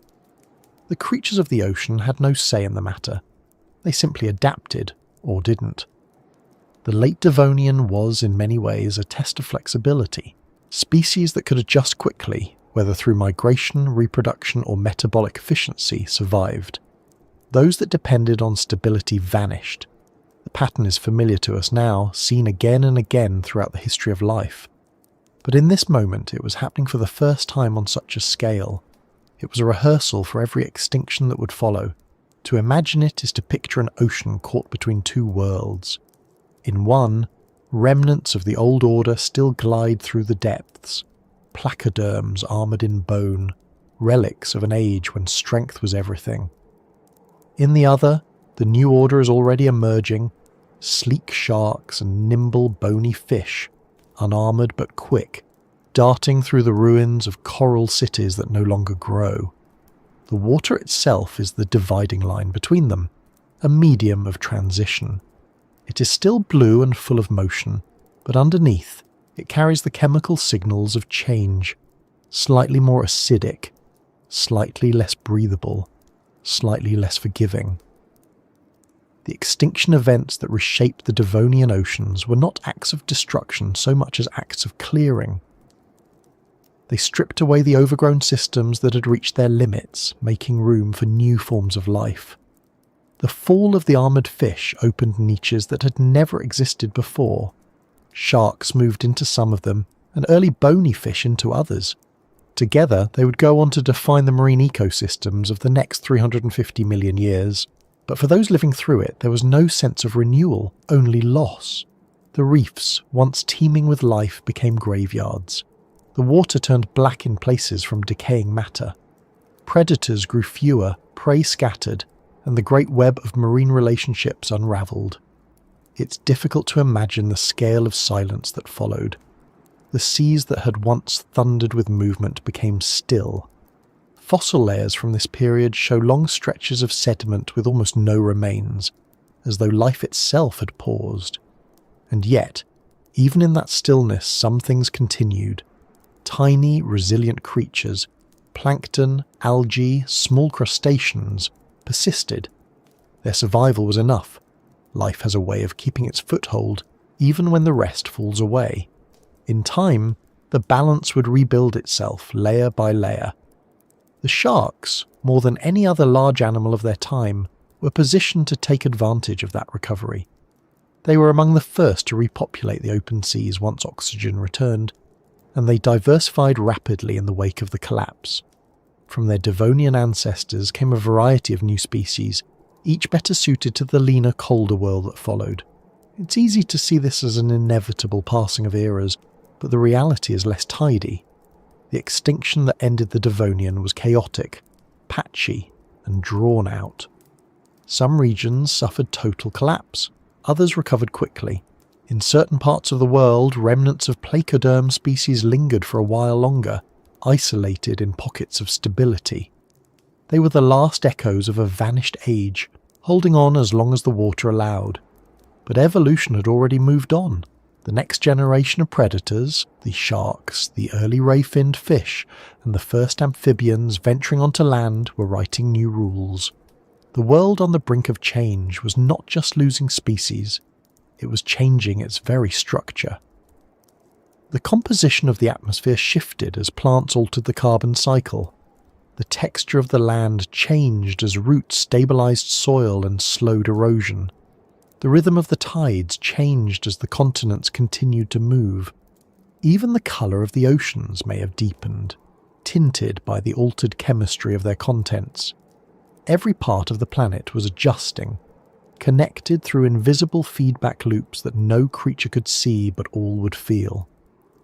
In this context, the story of sharks is more than a tale of survival. It is a case study in the value of simplicity. Their bodies had fewer moving parts, fewer dependencies, and fewer weaknesses. Where other species evolved elaborate armour or complex physiology, sharks relied on basic principles: flexibility, efficiency, awareness. These traits, honed by millions of years of living under threat, became the foundation of their resilience. When the world changed, they didn't need to reinvent themselves. They were already built for uncertainty. The Devonian extinction was one of the planet's most transformative crises, but it was also an opportunity. The fall of the armoured fish cleared the way for new forms of vertebrates, including those that would one day walk on land. Some of the lobe-finned fish that survived this period carried within them the genetic potential for legs, lungs, and terrestrial life. The story of sharks cannot be separated from that of these other pioneers. Together, they represent the twin paths that life took after the Devonian, one that stayed in the water and perfected the art of swimming, and one that crawled onto land and began to breathe air. For the sharks, the path forward was clear. The oceans were emptier now, but emptiness can be an advantage. They filled the void, expanding into every depth and temperature, every coastline and current. Over the next few million years, they would diversify into an astonishing array of forms, some small and delicate, others massive and predatory. The extinction had not destroyed them, it had set them free. If you could look at the Earth from orbit then, you would see a planet still reeling from change. The continents were shifting, their surfaces greening with new forests. The poles glittered with the first real ice caps in millions of years. The oceans, though still vast, were quieter. Their colour was darker, their life more scattered. But somewhere in that stillness, movement remained. Small, fast, deliberate. Sharks cutting through the water with the same grace they have today. Survivors of one world already adapting to the next. And beneath them, buried in the silt of vanished reefs, lay the bones of those that came before. The armoured hunters, the reef builders, the giants who once ruled the seas. Their era was over, but their legacy remained, written in every adaptation that followed. The ocean had tested them and moved on, as it always does. The world had changed, but life, somehow, had not forgotten how to begin again.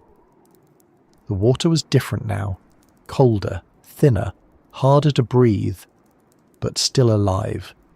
The sharks swam through it as if they had always belonged, their bodies remembering a million small adjustments that had brought them here.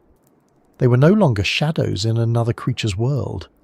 They were the architects of their own survival, the first of a new order that would stretch far beyond the Devonian. And as the planet turned and the ice spread and the oxygen fell and rose again, they kept swimming. The world was on the brink of change, but the sharks had already crossed it. By the time the end came, the world had already begun to empty itself. The great armoured hunters that once filled the Devonian seas were fewer now, scattered and hungry, moving through water that no longer provided what it once did. The reefs that had supported entire ecosystems were gone, replaced by stretches of barren seabed covered in sediment and the remains of what had once thrived there. The water carried the scent of decay, organic matter breaking down faster than it could be renewed. To the creatures that still lived, it must have felt like the ocean itself was tiring, exhaling slowly and deeply as it slipped into a long, uneasy sleep. The giants did not vanish in a single catastrophic moment. There was no explosion, no sudden silence, no instant end. They faded.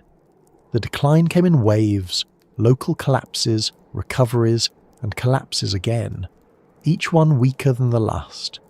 For millions of years, life struggled to maintain the balance it had once taken for granted. Some species clung to existence in isolated habitats, surviving for generations before disappearing completely. Others adapted for a while, shrinking in size or changing diet, trying to match the pace of a shifting planet. But the oceans were no longer the same world that had created them. The chemistry, the temperature, the oxygen, the food chains, everything had changed. The age of armour was dissolving piece by piece. The placoderms were the first to feel it. They had dominated the seas for over 50 million years, but their success had made them rigid. Their armour, once their greatest advantage, became a weight they could no longer afford. As oxygen levels in the oceans dropped, their heavy bodies demanded more than the environment could give. They needed stable ecosystems, high-energy prey, and open, oxygen-rich water. The Devonian seas offered none of these anymore. The world that had once rewarded size and strength now punished it. The largest of them, the Dunkleosteus, had ruled the open waters as an apex predator. Its bite was unmatched, its armour impenetrable, its presence unchallenged. But even such perfection could not survive a starving world. The reefs were dead, and the smaller fish that had once filled the mid-level ecosystems were gone. Without them, there was nothing left to feed on. A creature built for constant motion, constant hunting, cannot last long when every pursuit leads to emptiness. Fossil evidence shows that the last of the Dunkleostea species grew smaller with time, a common sign of environmental stress. It was evolution's way of trying to keep them alive by making them need less. But the process came too late. The smaller placoderms lasted a little longer. Some, like Bothrialepis, were not predators, but bottom feeders, using their jaws to sift through sediment for organic matter. For a time, this lifestyle protected them. They could survive on less, and they lived in environments where predators were rare. But when the water itself turned anoxic, deprived of oxygen, even these survivors had nowhere left to go. Their fossils are found in abundance in the upper Devonian rock layers, often preserved in thick clusters that suggest mass death events. Entire populations perished in single intervals of oxygen collapse, their bodies settling quietly on the seafloor to form the dark, carbon-rich bands that still mark the end of their kind. The extinction of the placoderms was not an isolated tragedy. It was part of a chain reaction that reshaped the planet's biosphere. The loss of the reefs, triggered by changing ocean chemistry and falling sea levels, removed the foundation for most marine food webs. Coral and sponge communities that had been the nurseries of life vanished almost completely. Without them, the ocean's productivity collapsed. Algae and bacteria filled the void, but they could not support the same diversity of life. The giants starved, and the smaller creatures that fed on their waste disappeared with them. Meanwhile, the continents continued to shift. The collision of land masses created mountain ranges, which altered weather patterns and disrupted ocean circulation. Freshwater runoff carried nutrients and sediments into the seas, fueling blooms of algae that further depleted oxygen. Each new geological event added another layer to the crisis, another challenge to an already stressed ecosystem. It was as though the Earth itself had become restless, turning over and reshaping its own surface while the life upon it tried in vain to keep pace. The world that emerged from this turbulence was colder, harsher, and less forgiving. Sea levels dropped as glaciers expanded near the poles, exposing continental shelves that had once been underwater, shallow marine habitats. The heart of Devonian biodiversity became dry land. The creatures that depended on them vanished. Deep-sea environments remained, but they were nutrient-poor, isolated, and often oxygen deficient. Life retreated into the few places that could still sustain it. In this shrinking world, sharks became the quiet inheritors. They had never relied on reefs or specific ecosystems. Their adaptability allowed them to survive where the giants could not. Their light skeletons required little oxygen.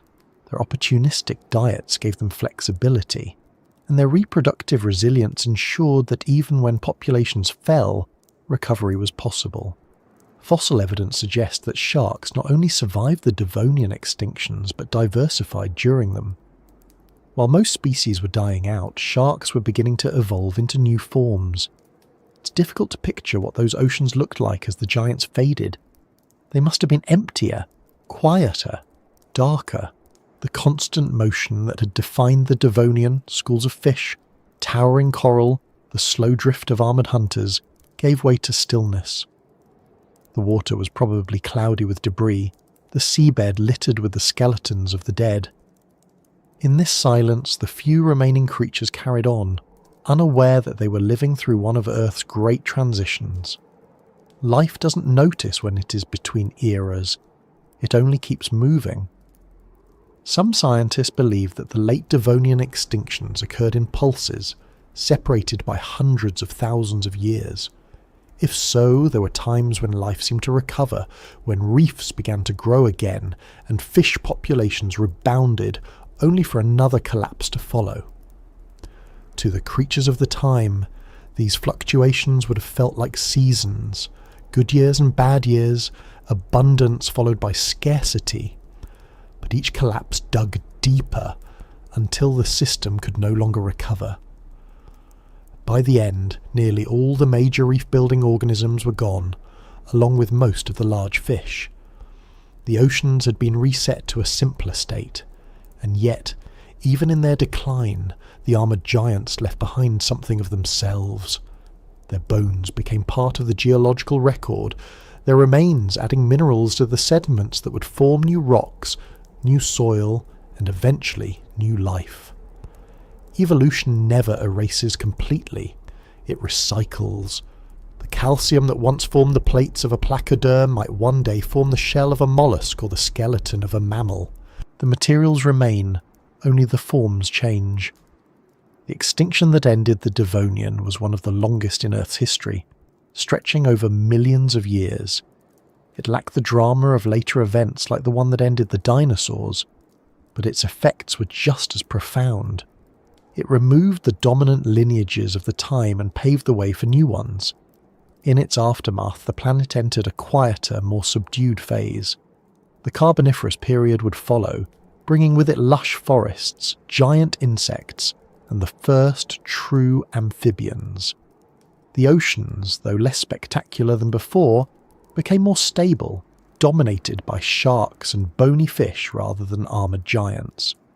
From the perspective of deep time, this transition looks almost gentle, a natural turnover, one age giving way to another. But for the creatures living through it, it was extinction in slow motion. Each species reached its final generation unaware that it was the last. Each adaptation, once so effective, became irrelevant in a changing world. Evolution doesn't mourn, but the Earth records loss in its own way, in the layers of sediment that preserve the outlines of vanished lives. It's tempting to think of extinction as an ending, but it is also a beginning. When the giants faded, they left behind a vacuum, and nature does not tolerate emptiness. Within a few million years, new predators rose to fill their roles.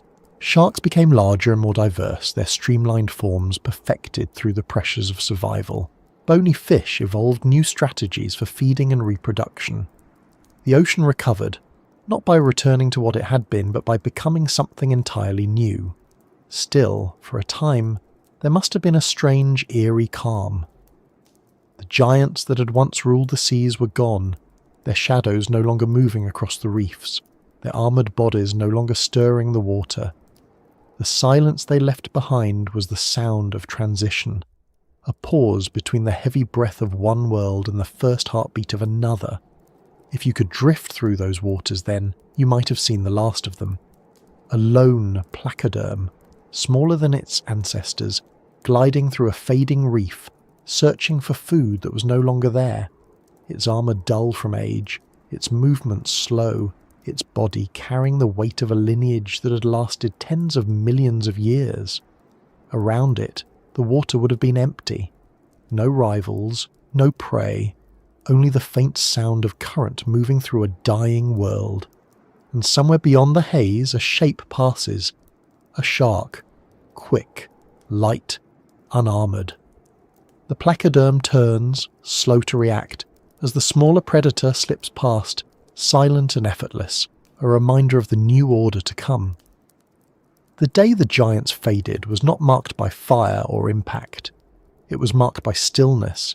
It was marked by the gradual erasure of abundance, the quiet retreat of forms that had once defined the ocean.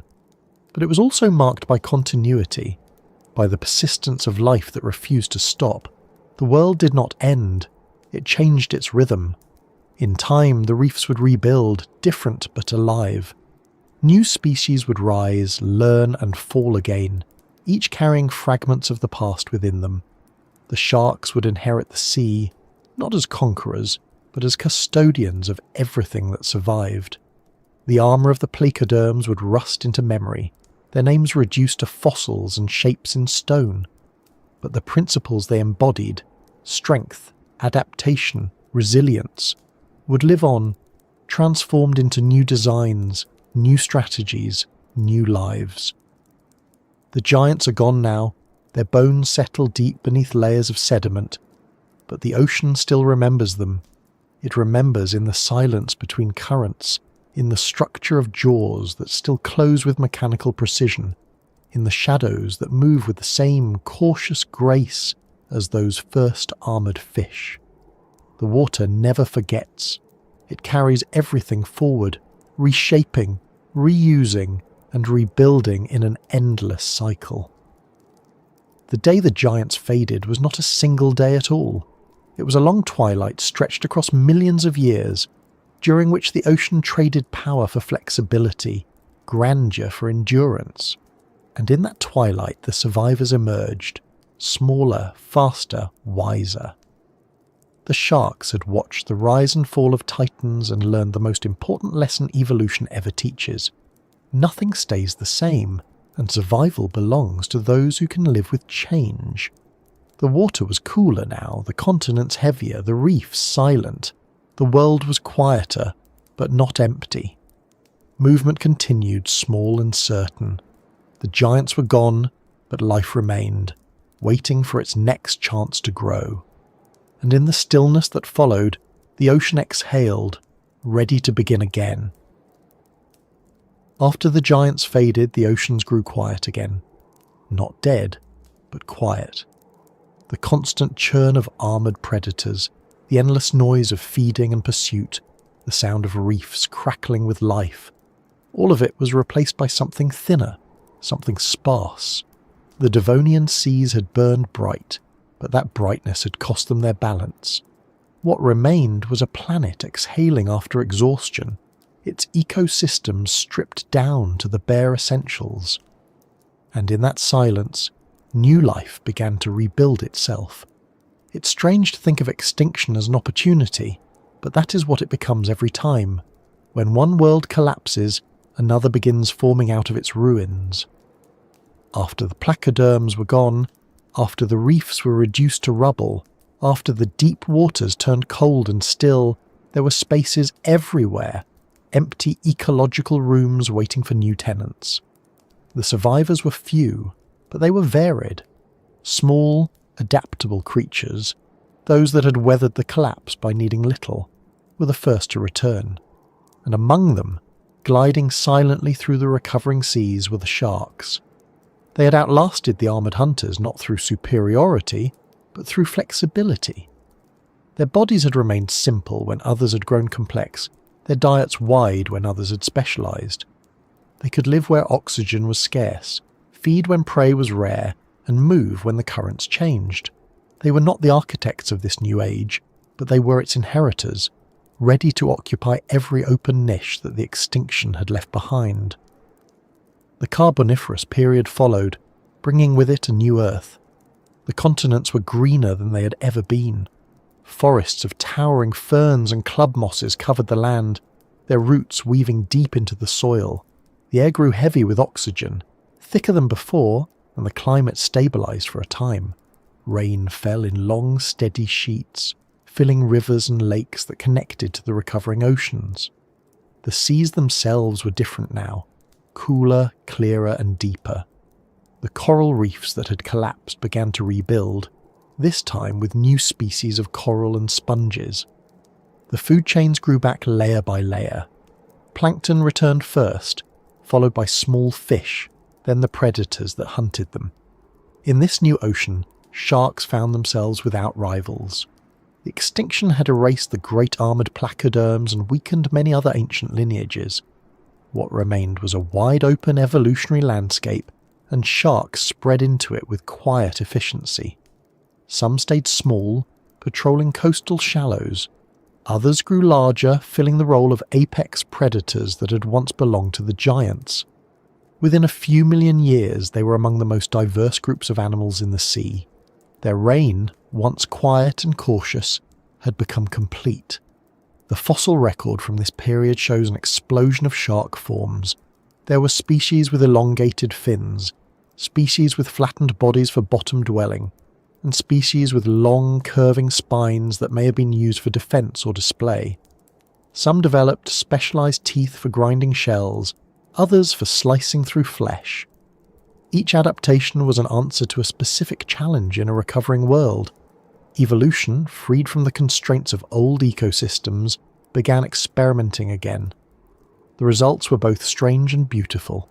One of the most remarkable sharks of this new age was Falcatus, a small species that lived around 325 million years ago. The males of Falcatus had long, sickle-shaped spines projecting from their heads, structures that may have been used in mating rituals or as defensive tools. Another, Stethocanthus, had a curious anvil-shaped structure on its back, covered in tiny scales arranged like a rough surface. Scientists still debate its purpose.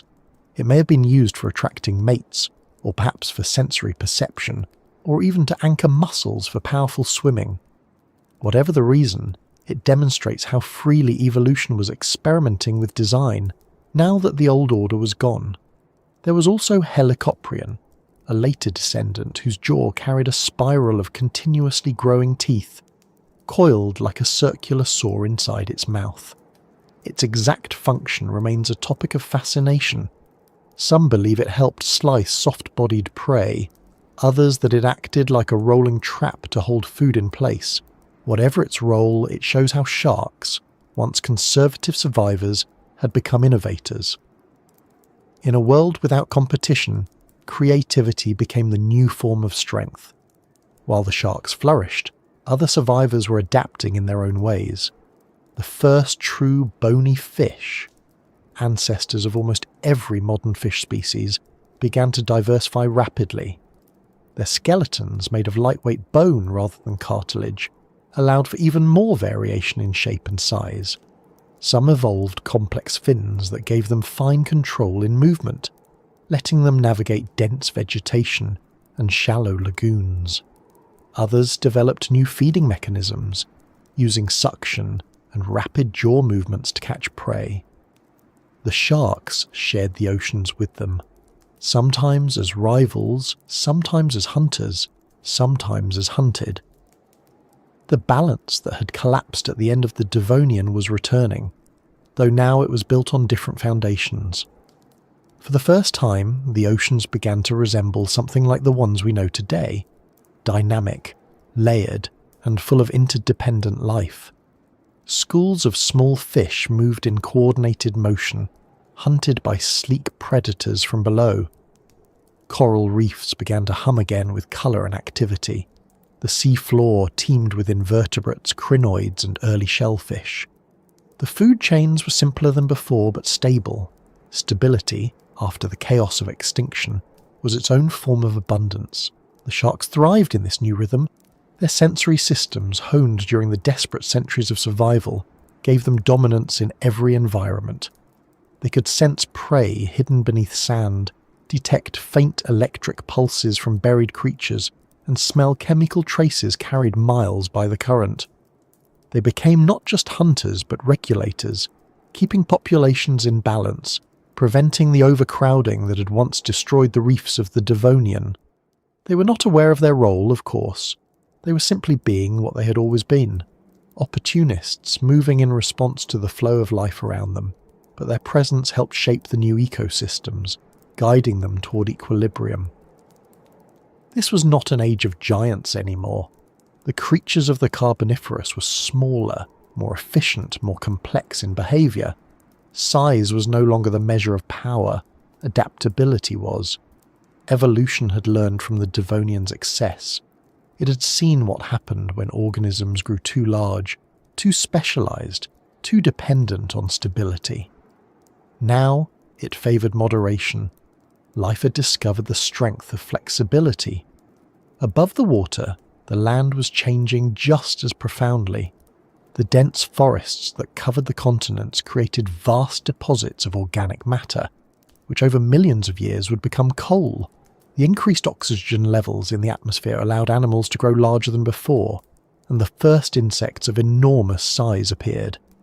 Dragonflies with wingspans wider than a human arm, millipedes as long as a person is tall, amphibians descended from the lobe-finned fish that had survived the Devonian extinction, ventured farther from the water, breathing air through lungs that had once been gills. The earth was inventing new kinds of life, and the oceans were no longer the only stage for complexity. Yet even as land became more diverse, the sea remained the planet's heart. The majority of life still pulsed through its currents, and the sharks were its steady rhythm. Their success was not dramatic. It was quiet, consistent, and enduring. They were never the most numerous creatures, but they were among the most stable. Their design had reached a kind of equilibrium, simple enough to be efficient, sophisticated enough to persist. It's why, even today, a modern shark's body plan is almost identical to those that swam hundreds of millions of years ago.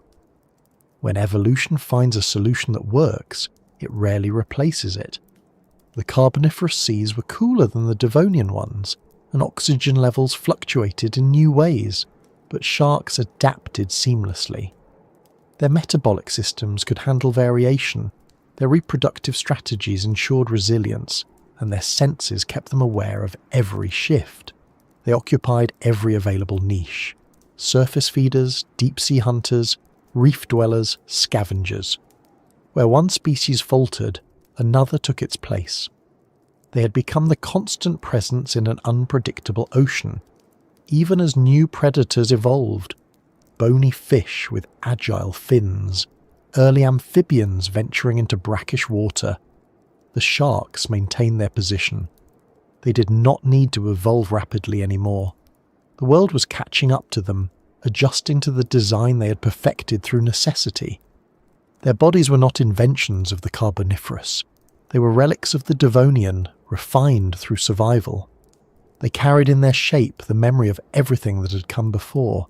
The armoured giants, the collapsing reefs, the suffocating waters.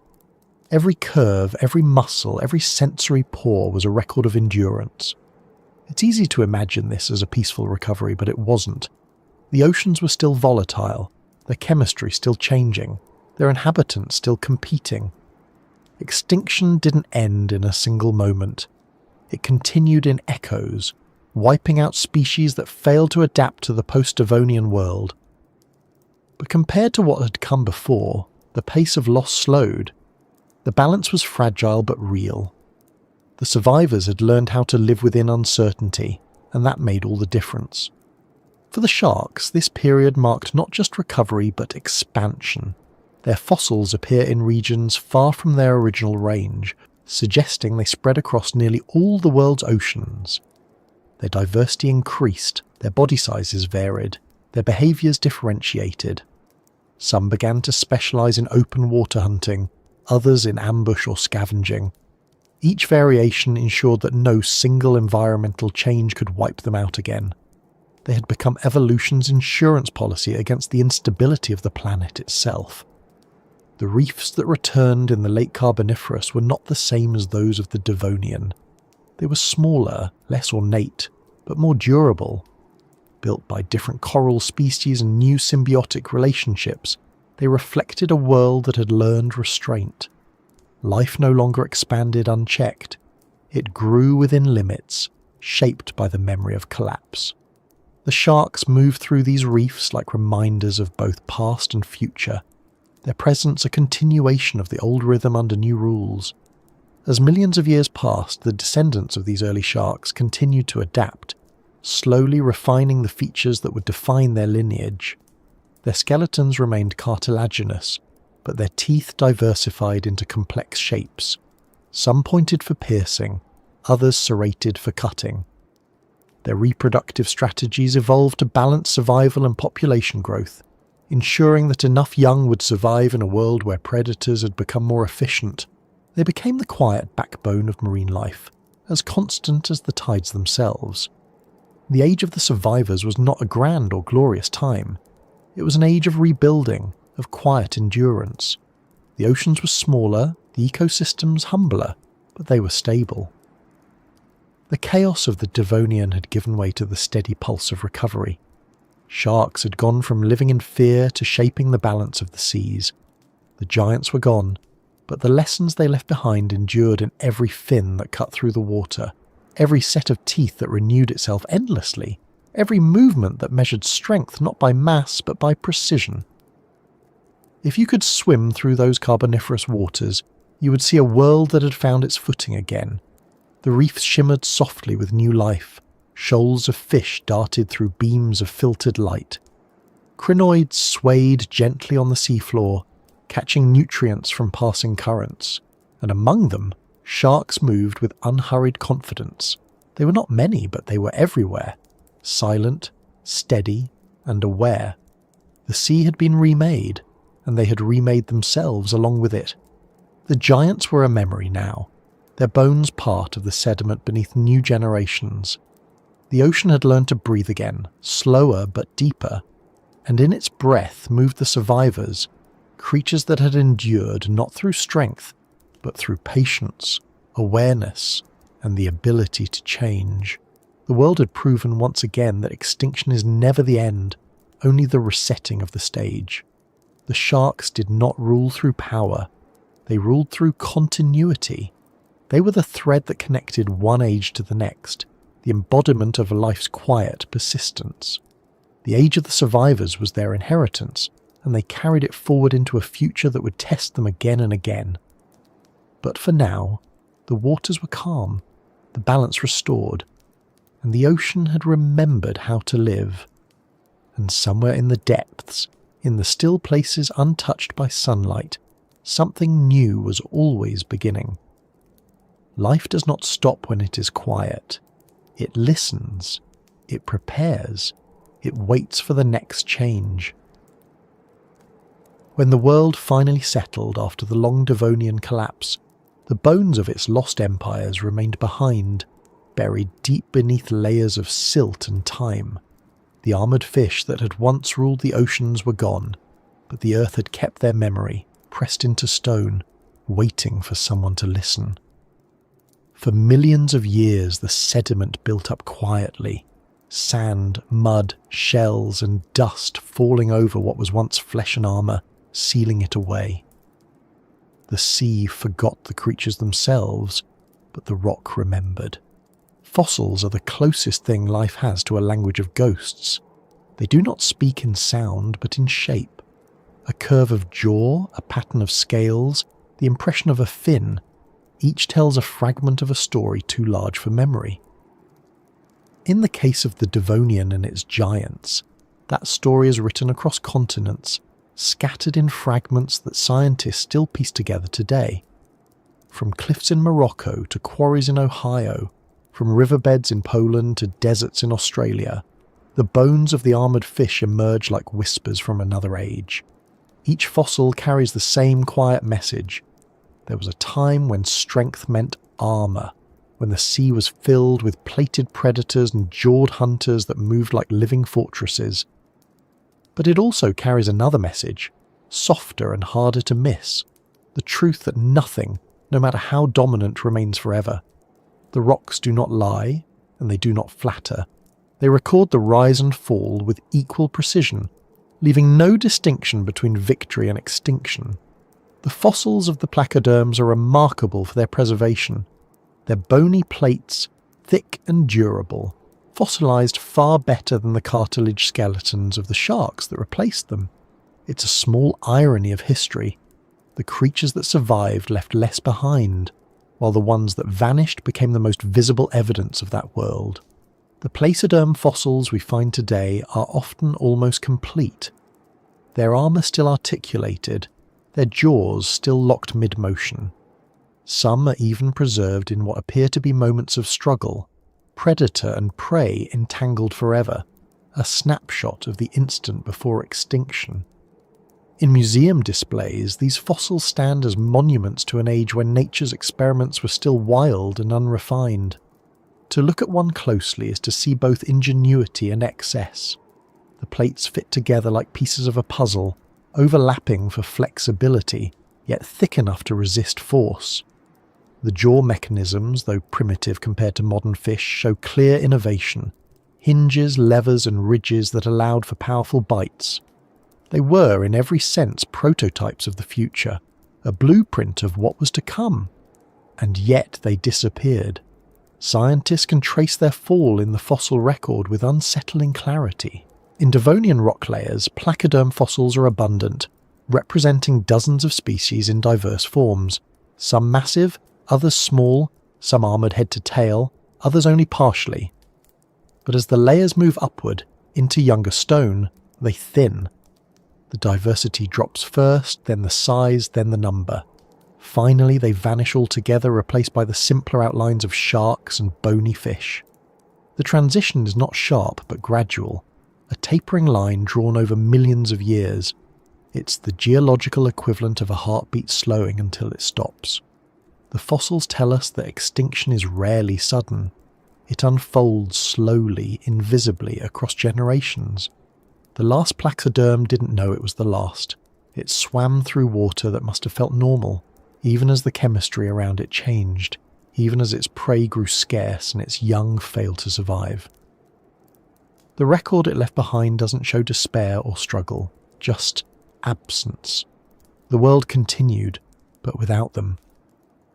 Some of the most detailed fossils from this period come from what were once coastal lagoons, places where the water was shallow and sediment accumulated quickly. These environments acted like natural archives, capturing each generation of creatures as the ocean advanced and retreated. In these rocks, scientists have uncovered not only placoderms, but early sharks, bony fish, and strange invertebrates that no longer exist. Each layer is a page in the slow book of deep time. In a few rare cases, we can even see the transition captured almost literally. Layers where the fossils of armoured fish disappear and the fossils of early sharks begin to dominate. It is not a battle scene, not a record of direct competition, but a quiet handover.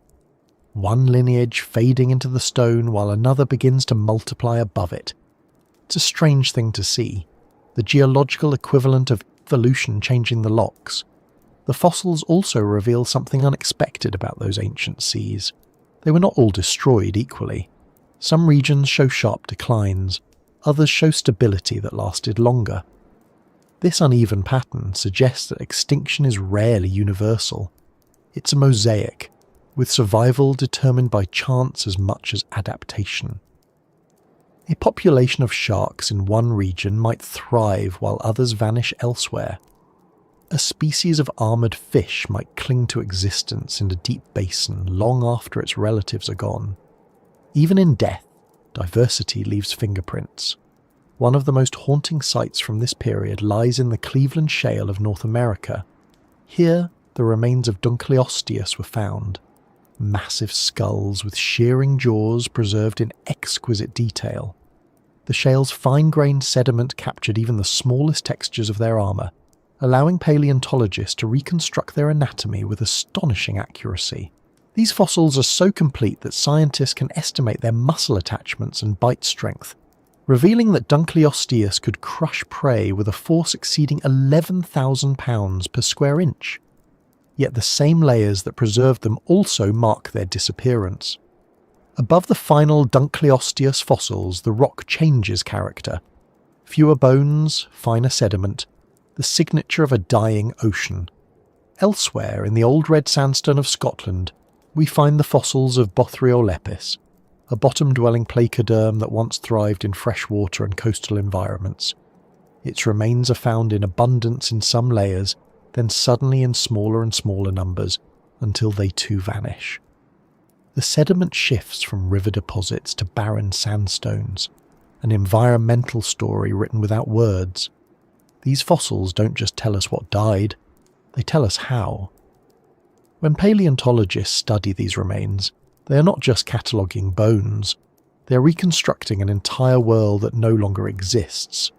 Chemical analysis of fossilized bone can reveal the temperature and composition of ancient seawater. The isotopic ratios in sediment can indicate oxygen levels, carbon cycles, and even volcanic events.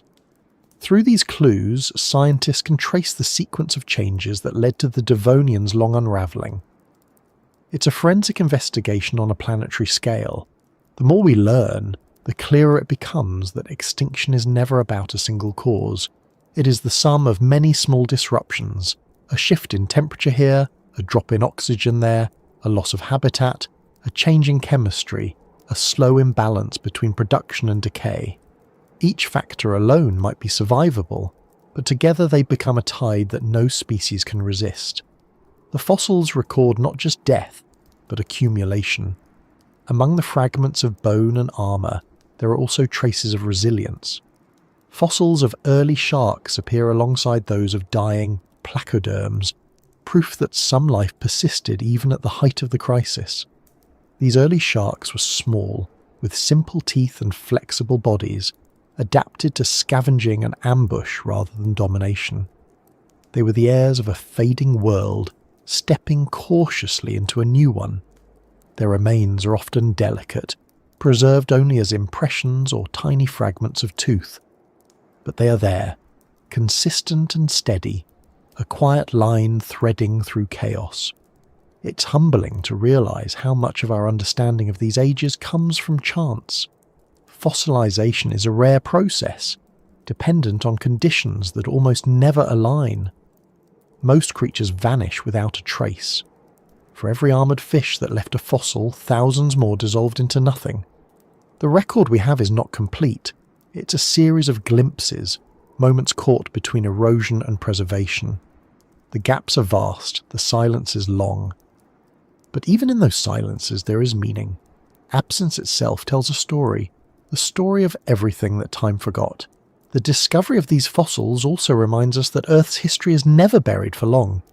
Erosion exposes what sediment once concealed, revealing bones that haven't seen daylight in hundreds of millions of years.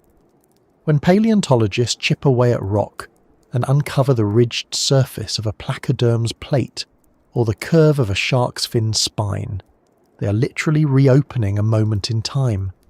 The air that touches those fossils is the first air to reach them since before forests existed, since before insects took flight, since before vertebrates walked on land. To stand before such a fossil is to confront scale, of time, of change, of impermanence. These bones do not speak of tragedy, they speak of process. They remind us that extinction is not failure but transformation, that every disappearance leaves behind the possibility of something new. The armoured fish did not vanish into nothing. They became part of the system that allowed sharks, bony fish, and eventually all vertebrates, including us, to exist. The fossils are not epitaphs, they are blueprints. Even now, the layers that hold these records continue to shift. Mountains rise, rivers carve, erosion reshapes the surface. The bones move again, lifted from the seafloor to the cliffs, from the cliffs to the hands of those who study them. Each discovery is another whisper from the vanished empire beneath our feet. The ocean of the Devonian is gone, but its history still breathes through stone. And if you were to hold one of those fossils, cool, dense, weighty, you might feel it faintly. The trace of movement, the memory of water pressing against armour, the vibration of a world before ours. It's not imagination. The rock truly does contain that memory. Every layer, every line, every mineral replacement is a translation of life into permanence. What once swam now endures in silence, but the silence speaks. The fossils are not merely remnants of creatures, they are remnants of systems, entire worlds compacted into form. Each bone is a fragment of an ecosystem that once thrived, the prey that fed it, the predators it feared, the currents it swam through. When scientists reconstruct a Devonian reef from fossils, they are not guessing, they are listening. The rocks tell them which species lived together, which layers of sediment carried oxygen, which parts of the seafloor were crowded or barren. In their patterns lies the rhythm of a vanished ocean. The age of the survivors had inherited that rhythm, but the fossils are what keep it alive for us.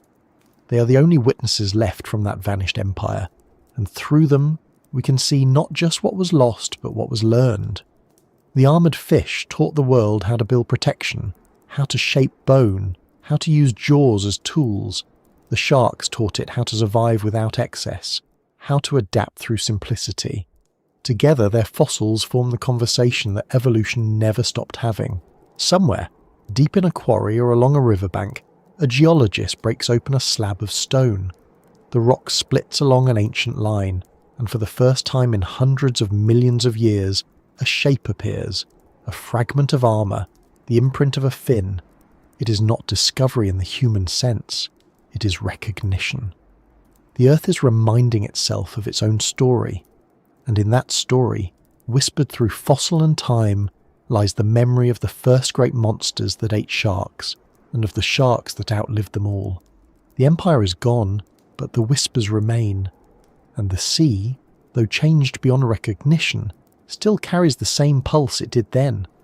A quiet, endless motion, filled with the memory of what came before. If you stand on any shore today and listen long enough, you might think the ocean is empty of memory.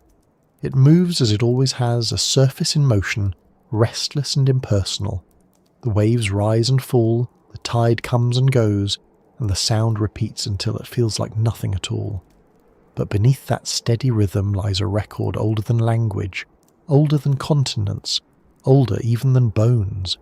The ocean remembers everything that has ever lived within it. Every extinction, every survival, every small adaptation. It's all still there, written not in sound, but in chemistry, temperature, and motion. The water carries it all. The sea that rolls against our shores today is not the same one that filled the Devonian world, but it is connected to it without interruption. The molecules of water that pass through the gills of armoured fish still circulate somewhere within it. The salts that once filled those shallow reefs are the same salts that now mix through the deep currents. The minerals shed from the bones of giants are part of the sediments that shape coastlines and seafloors. The ocean never started over. It only changed shape. It's a single, continuous body of memory that has flowed unbroken for nearly 4 billion years. When you look across it, you're seeing the same mirror that reflected the first vertebrates, the same surface that once hid the shadows of predators that no longer exist. The forms have changed, but the pattern hasn't. The currents still move heat from the equator to the poles. The plankton still drift, feeding everything above them. The predators still patrol the boundaries of visibility, hunting by instinct older than trees. The ocean does not forget how to be alive. If it could speak, it would not tell stories the way we do. It would not describe beginnings and endings, only continuities. How one age dissolved into the next, how one extinction made room for another beginning, how the bodies of the fallen became nutrients for the survivors. It would describe time as an unbroken current, always moving, always folding the past into the present. To the ocean, the Devonian was yesterday. The sharks that swim through it now carry the memories in their flesh. Their design is not new. Their skeletons are still made of cartilage, light and strong. Their skin is still covered in tiny denticles, each one a remnant of the first protective scales their ancestors wore when the world was young. Their eyes are tuned to the same wavelengths of light that once filtered through Devonian waters, their sense of smell still capable of detecting the faintest traces of life across miles. Even their reproductive strategies, slow growth, few offspring, long gestation, are echoes of the ancient oceans where survival depended on precision. They are not relics, they are continuity made visible. Every movement a shark makes is part of a rhythm that began before mammals, before reptiles, before forests reached their full height.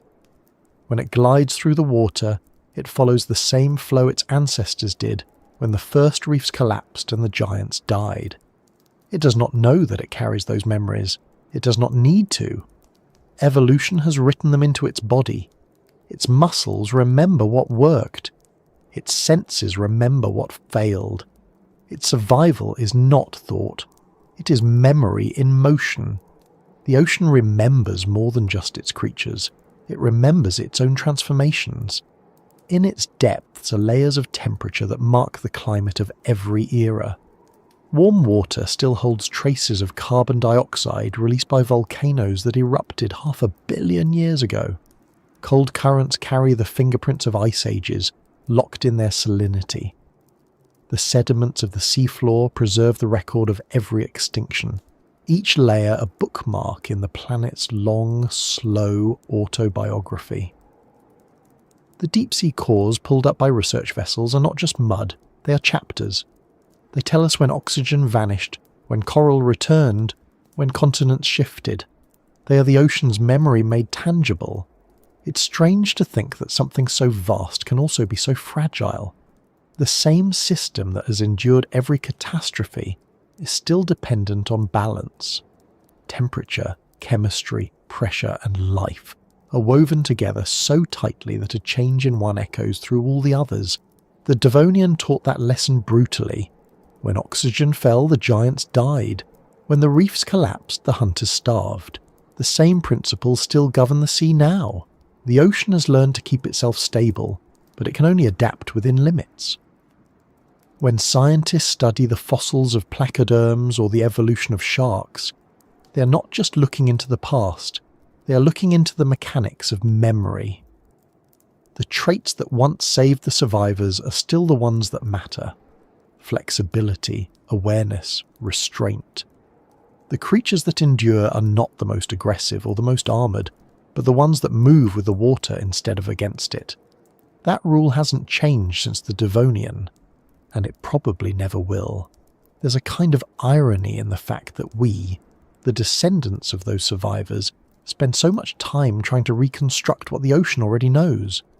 We take core samples, analyse isotopes, model currents, all to piece together a history that still exists in every wave. But that's how memory works when you're not the one who holds it. You have to learn it all over again. The ocean remembers easily because it never stops being itself. We, having left it behind, have to dig to find what it never forgot. The fossils tell us what the ocean endured, the chemistry tells us how it healed, and the life within it now tells us what it became. The reefs that grow today are descendants of those that died in the Devonian, rebuilt by corals that evolved to withstand temperature shifts and sediment stress. The fish that swim among them are the inheritors of two ancient lineages, the bony fish that rose after the collapse and the sharks that never left.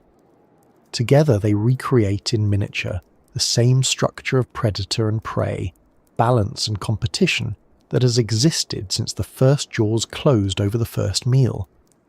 The pattern persists because it works. It's the ocean's most enduring memory.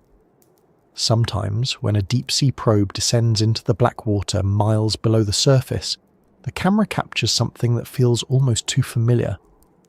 A shape, gliding through the dark, sleek, muscular, unhurried. It might be a modern shark, or it might be something stranger, something primitive that has changed so little that time itself seems irrelevant to it. Species like the frilled shark or the goblin shark still carry features that date back hundreds of millions of years.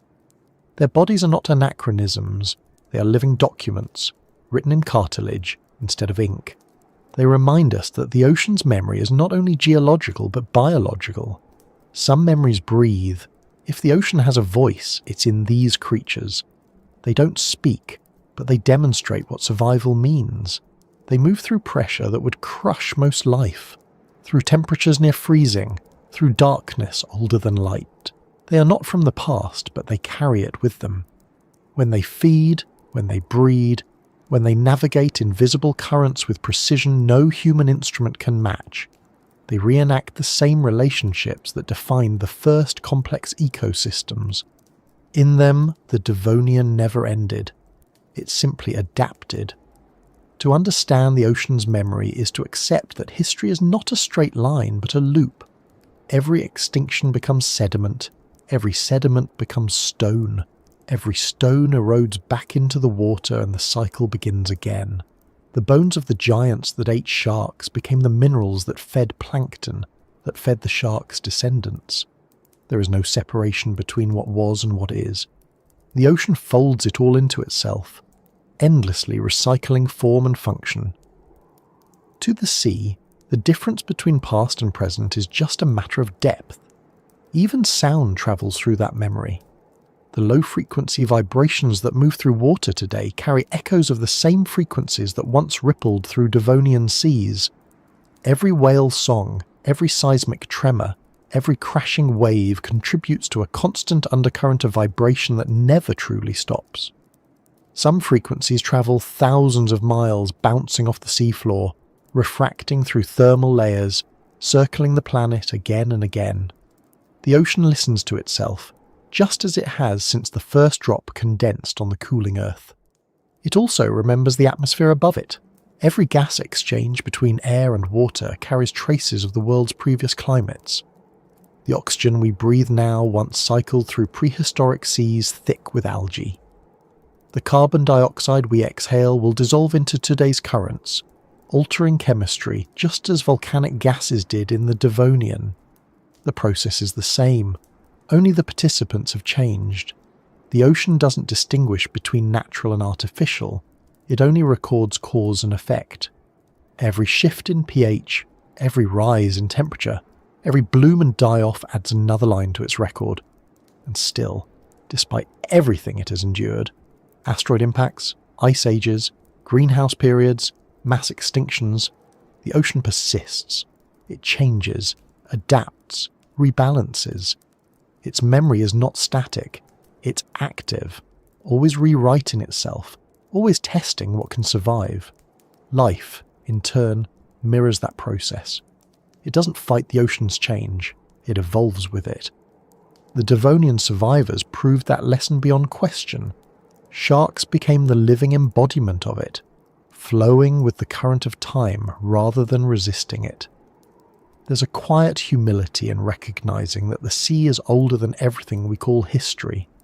Every ship that sails on it, every city that rises near it, every net that drags through it, all of it exists on the surface of something that has already outlived entire worlds. The ocean doesn't hold grudges. It doesn't need to. It waits, it adapts, it endures. The giants are gone, but their legacy has already dissolved into the next form, the next balance. The sharks that swim beneath the waves now are just the latest memory made flesh. If you were to dive deep enough, far below the reach of sunlight, you would enter the part of the ocean where time seems suspended. The pressure increases, the temperature drops, and life moves slowly, deliberately. Down there, change happens at a different pace. The creatures that live in these depths are old in both form and function, evolved to survive isolation and scarcity. Some of them, like the coelacanth, are true living fossils, species thought extinct for millions of years, rediscovered alive and unchanged. Their existence is proof that the ocean does not lose what it values, it simply hides it. The deeper you go, the more the distinction between past and present dissolves. The silt that coats the seabed contains microscopic remains of every era, blended into a single continuum. The Devonian is still there, mixed with the Carboniferous, the Permian, the Cretaceous. Time, in the ocean, is not linear. It's layered, overlapping, continuous. To touch the sea floor is to touch everything at once. The ocean that still remembers is not a metaphor. It's a fact of physics, chemistry and biology. It remembers through cycles of energy and matter, through feedback loops that carry the past forward in altered form. It remembers through the DNA of its creatures, through the carbon that circulates between water and air, through the bones that settle and the reefs that rise again. Every particle of it has been part of something living and will be again. When we study fossils, we're decoding one kind of memory. When we measure currents, we're tracing another. But when we look into the open water and see life moving through it, the flash of scales, the glide of a shark, the drift of plankton, we're seeing the ocean's living memory in motion. Every movement is both ancient and new, both repetition and reinvention. That's what survival really is, remembering just enough of the past to continue forward. The ocean is not sentimental about what it loses. It doesn't mourn the armoured fish, or the reefs that came before, or the worlds that rose and fell in its depths. But it never forgets them either. Their lessons are built into its fabric, their atoms still circulating in its currents. It is the closest thing Earth has to immortality, not in any mystical sense, but as a system that never stops transforming what was into what is. If you listen to the sea long enough, you start to hear its rhythm differently. What seems like repetition becomes continuity. What seems like silence becomes balance. Every wave that breaks on the shore is part of a conversation billions of years old. The ocean that still remembers is not telling us what it lost. It's showing us what remains. And somewhere beneath that vast moving surface, in the spaces where sunlight fades and pressure reigns, the descendants of those ancient sharks are still swimming, quiet, unhurried, unbroken. They don't know they're carrying the memory of a world that ended. They don't have to. The ocean remembers for them. It always has. The ocean endures, and everything that has lived within it eventually becomes part of its patience. What begins as movement ends as mineral. What once breathed becomes pattern. Time works slowly down there, invisible but relentless, pressing everything soft into permanence. The creatures that ruled, the ones that hid, the ones that survived, all of them are fed, in the end, into the same cycle. And if you look closely enough, you can almost see the shape of time itself moving through it. Not as destruction, but as digestion. That is how the ocean remembers, through the gentle, endless teeth of time. When people imagine extinction, they picture violence, fire from the sky, waves crashing, chaos. But most endings are quiet. They happen grain by grain, year by year, as the balance shifts and what once worked begins to fail. The Devonian didn't end in fire, it ended in breathless stillness. The ocean suffocated slowly, and the armoured giants faded, their weight too great for a changing world. The sharks, lighter and unburdened, swam onward. They didn't conquer, they continued. That is what time rewards, the ability to continue. Every age believes itself to be the centre of time, but time has no centre. It moves like a tide, carrying everything forward in layers. The fossils of the placoderms lie beneath the fossils of the first forests, which lie beneath the bones of reptiles, which lie beneath ours. Each layer presses softly against the next, not erasing but blending. The same pressure that created stone also created continuity. Time doesn't separate things, it binds them. The giants are not gone, they're simply distributed. The calcium in their armour became the limestone beneath our feet, the dust in the air, the mineral veins in mountains. They are everywhere now, dissolved into everything. To hold a fossil from that vanished sea is to hold a captured moment of that process, the instant before the ocean folded it back into itself. The fine ridges on a bone, the curve of a jaw, the faint impression of a fin, all are marks left by the slow conversation between life and geology. The creatures never knew they were being recorded. They lived, they fed, they died, and time did the rest. Each fossil is a transcript, written in patience instead of ink. The ocean did not choose what to remember. It simply remembered everything. If you could slow time enough to see it, you would watch every movement become sediment. A school of early fish passes, their fins stirring silt. A predator's body sinks, and the current lays a thin film of clay over it. Then another, and another, until the weight of millions of years compresses it into stone. When that stone rises again, carved by weather into cliffs or split by human hands, the pattern of that life remains. It is not preservation for nostalgia, it is transformation. That is how the ocean writes. The gentle teeth of time do not bite to wound, they shape, they polish. They break down what resists and leave behind what can last. Bone turns to rock, rock to dust, dust to mineral again, circulating through currents that carry it forward. Every particle has belonged to countless forms before, perhaps once part of a fish's jaw, then a coral skeleton, then a grain of sand. The sea keeps nothing separate for long. Even extinction, which seems like an ending, is only a rearrangement.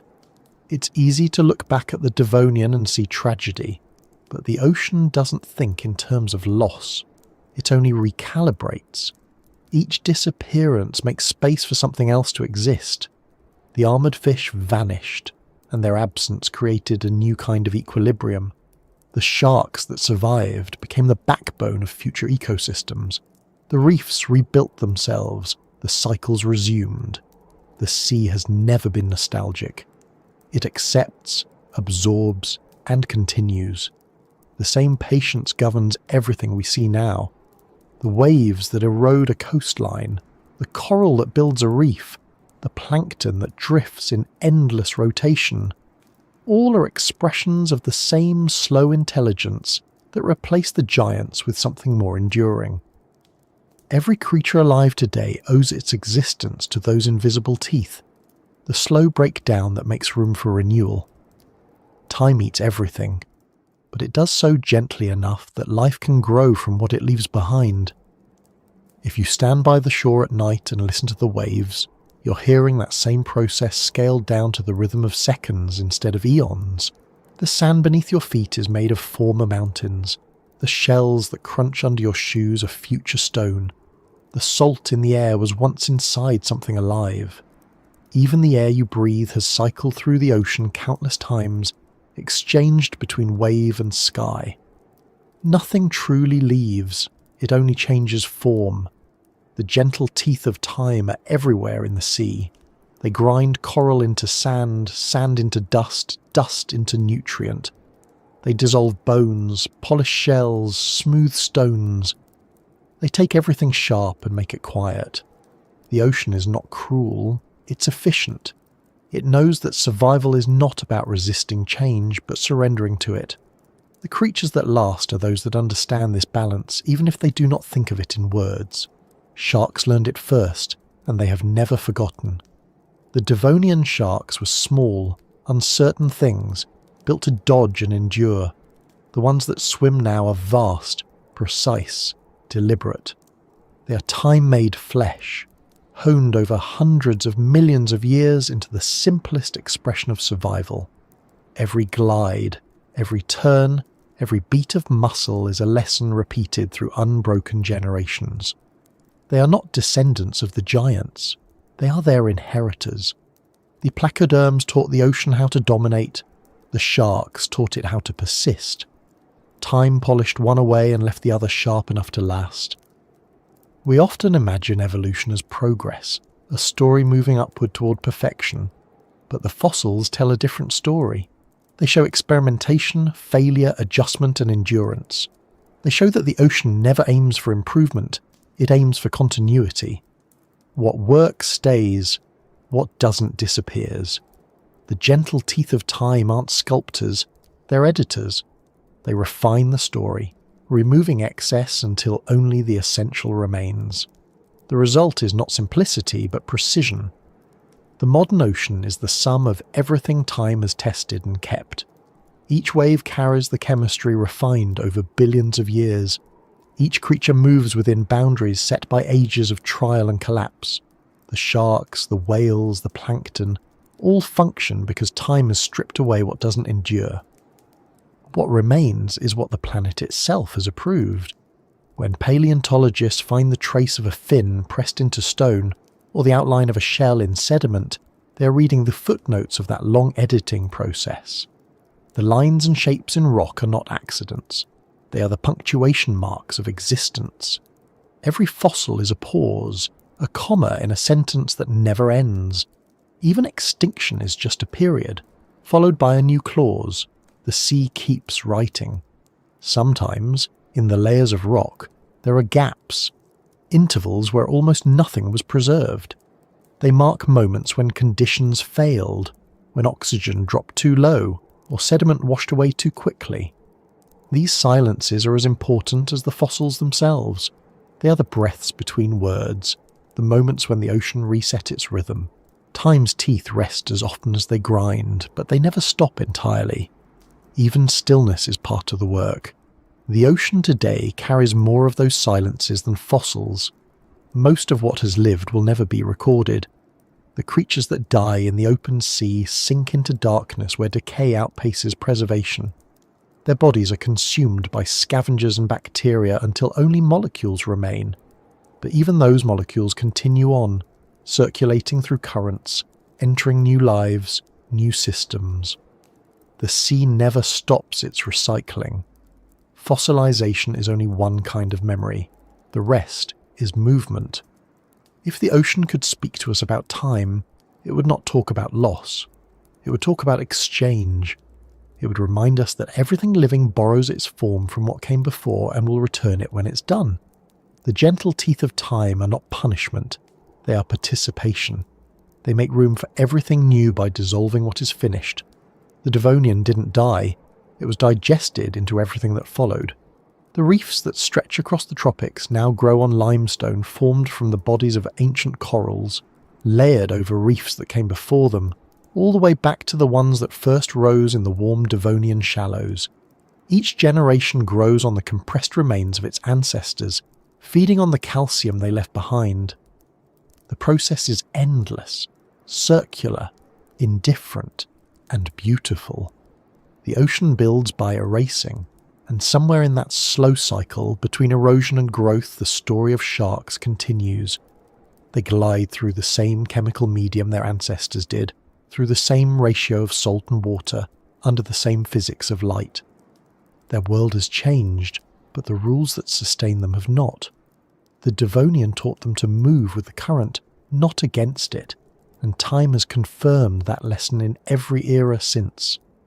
Their teeth, forever replaced throughout their lives, are miniature versions of time itself, always wearing down, always renewing, never gone.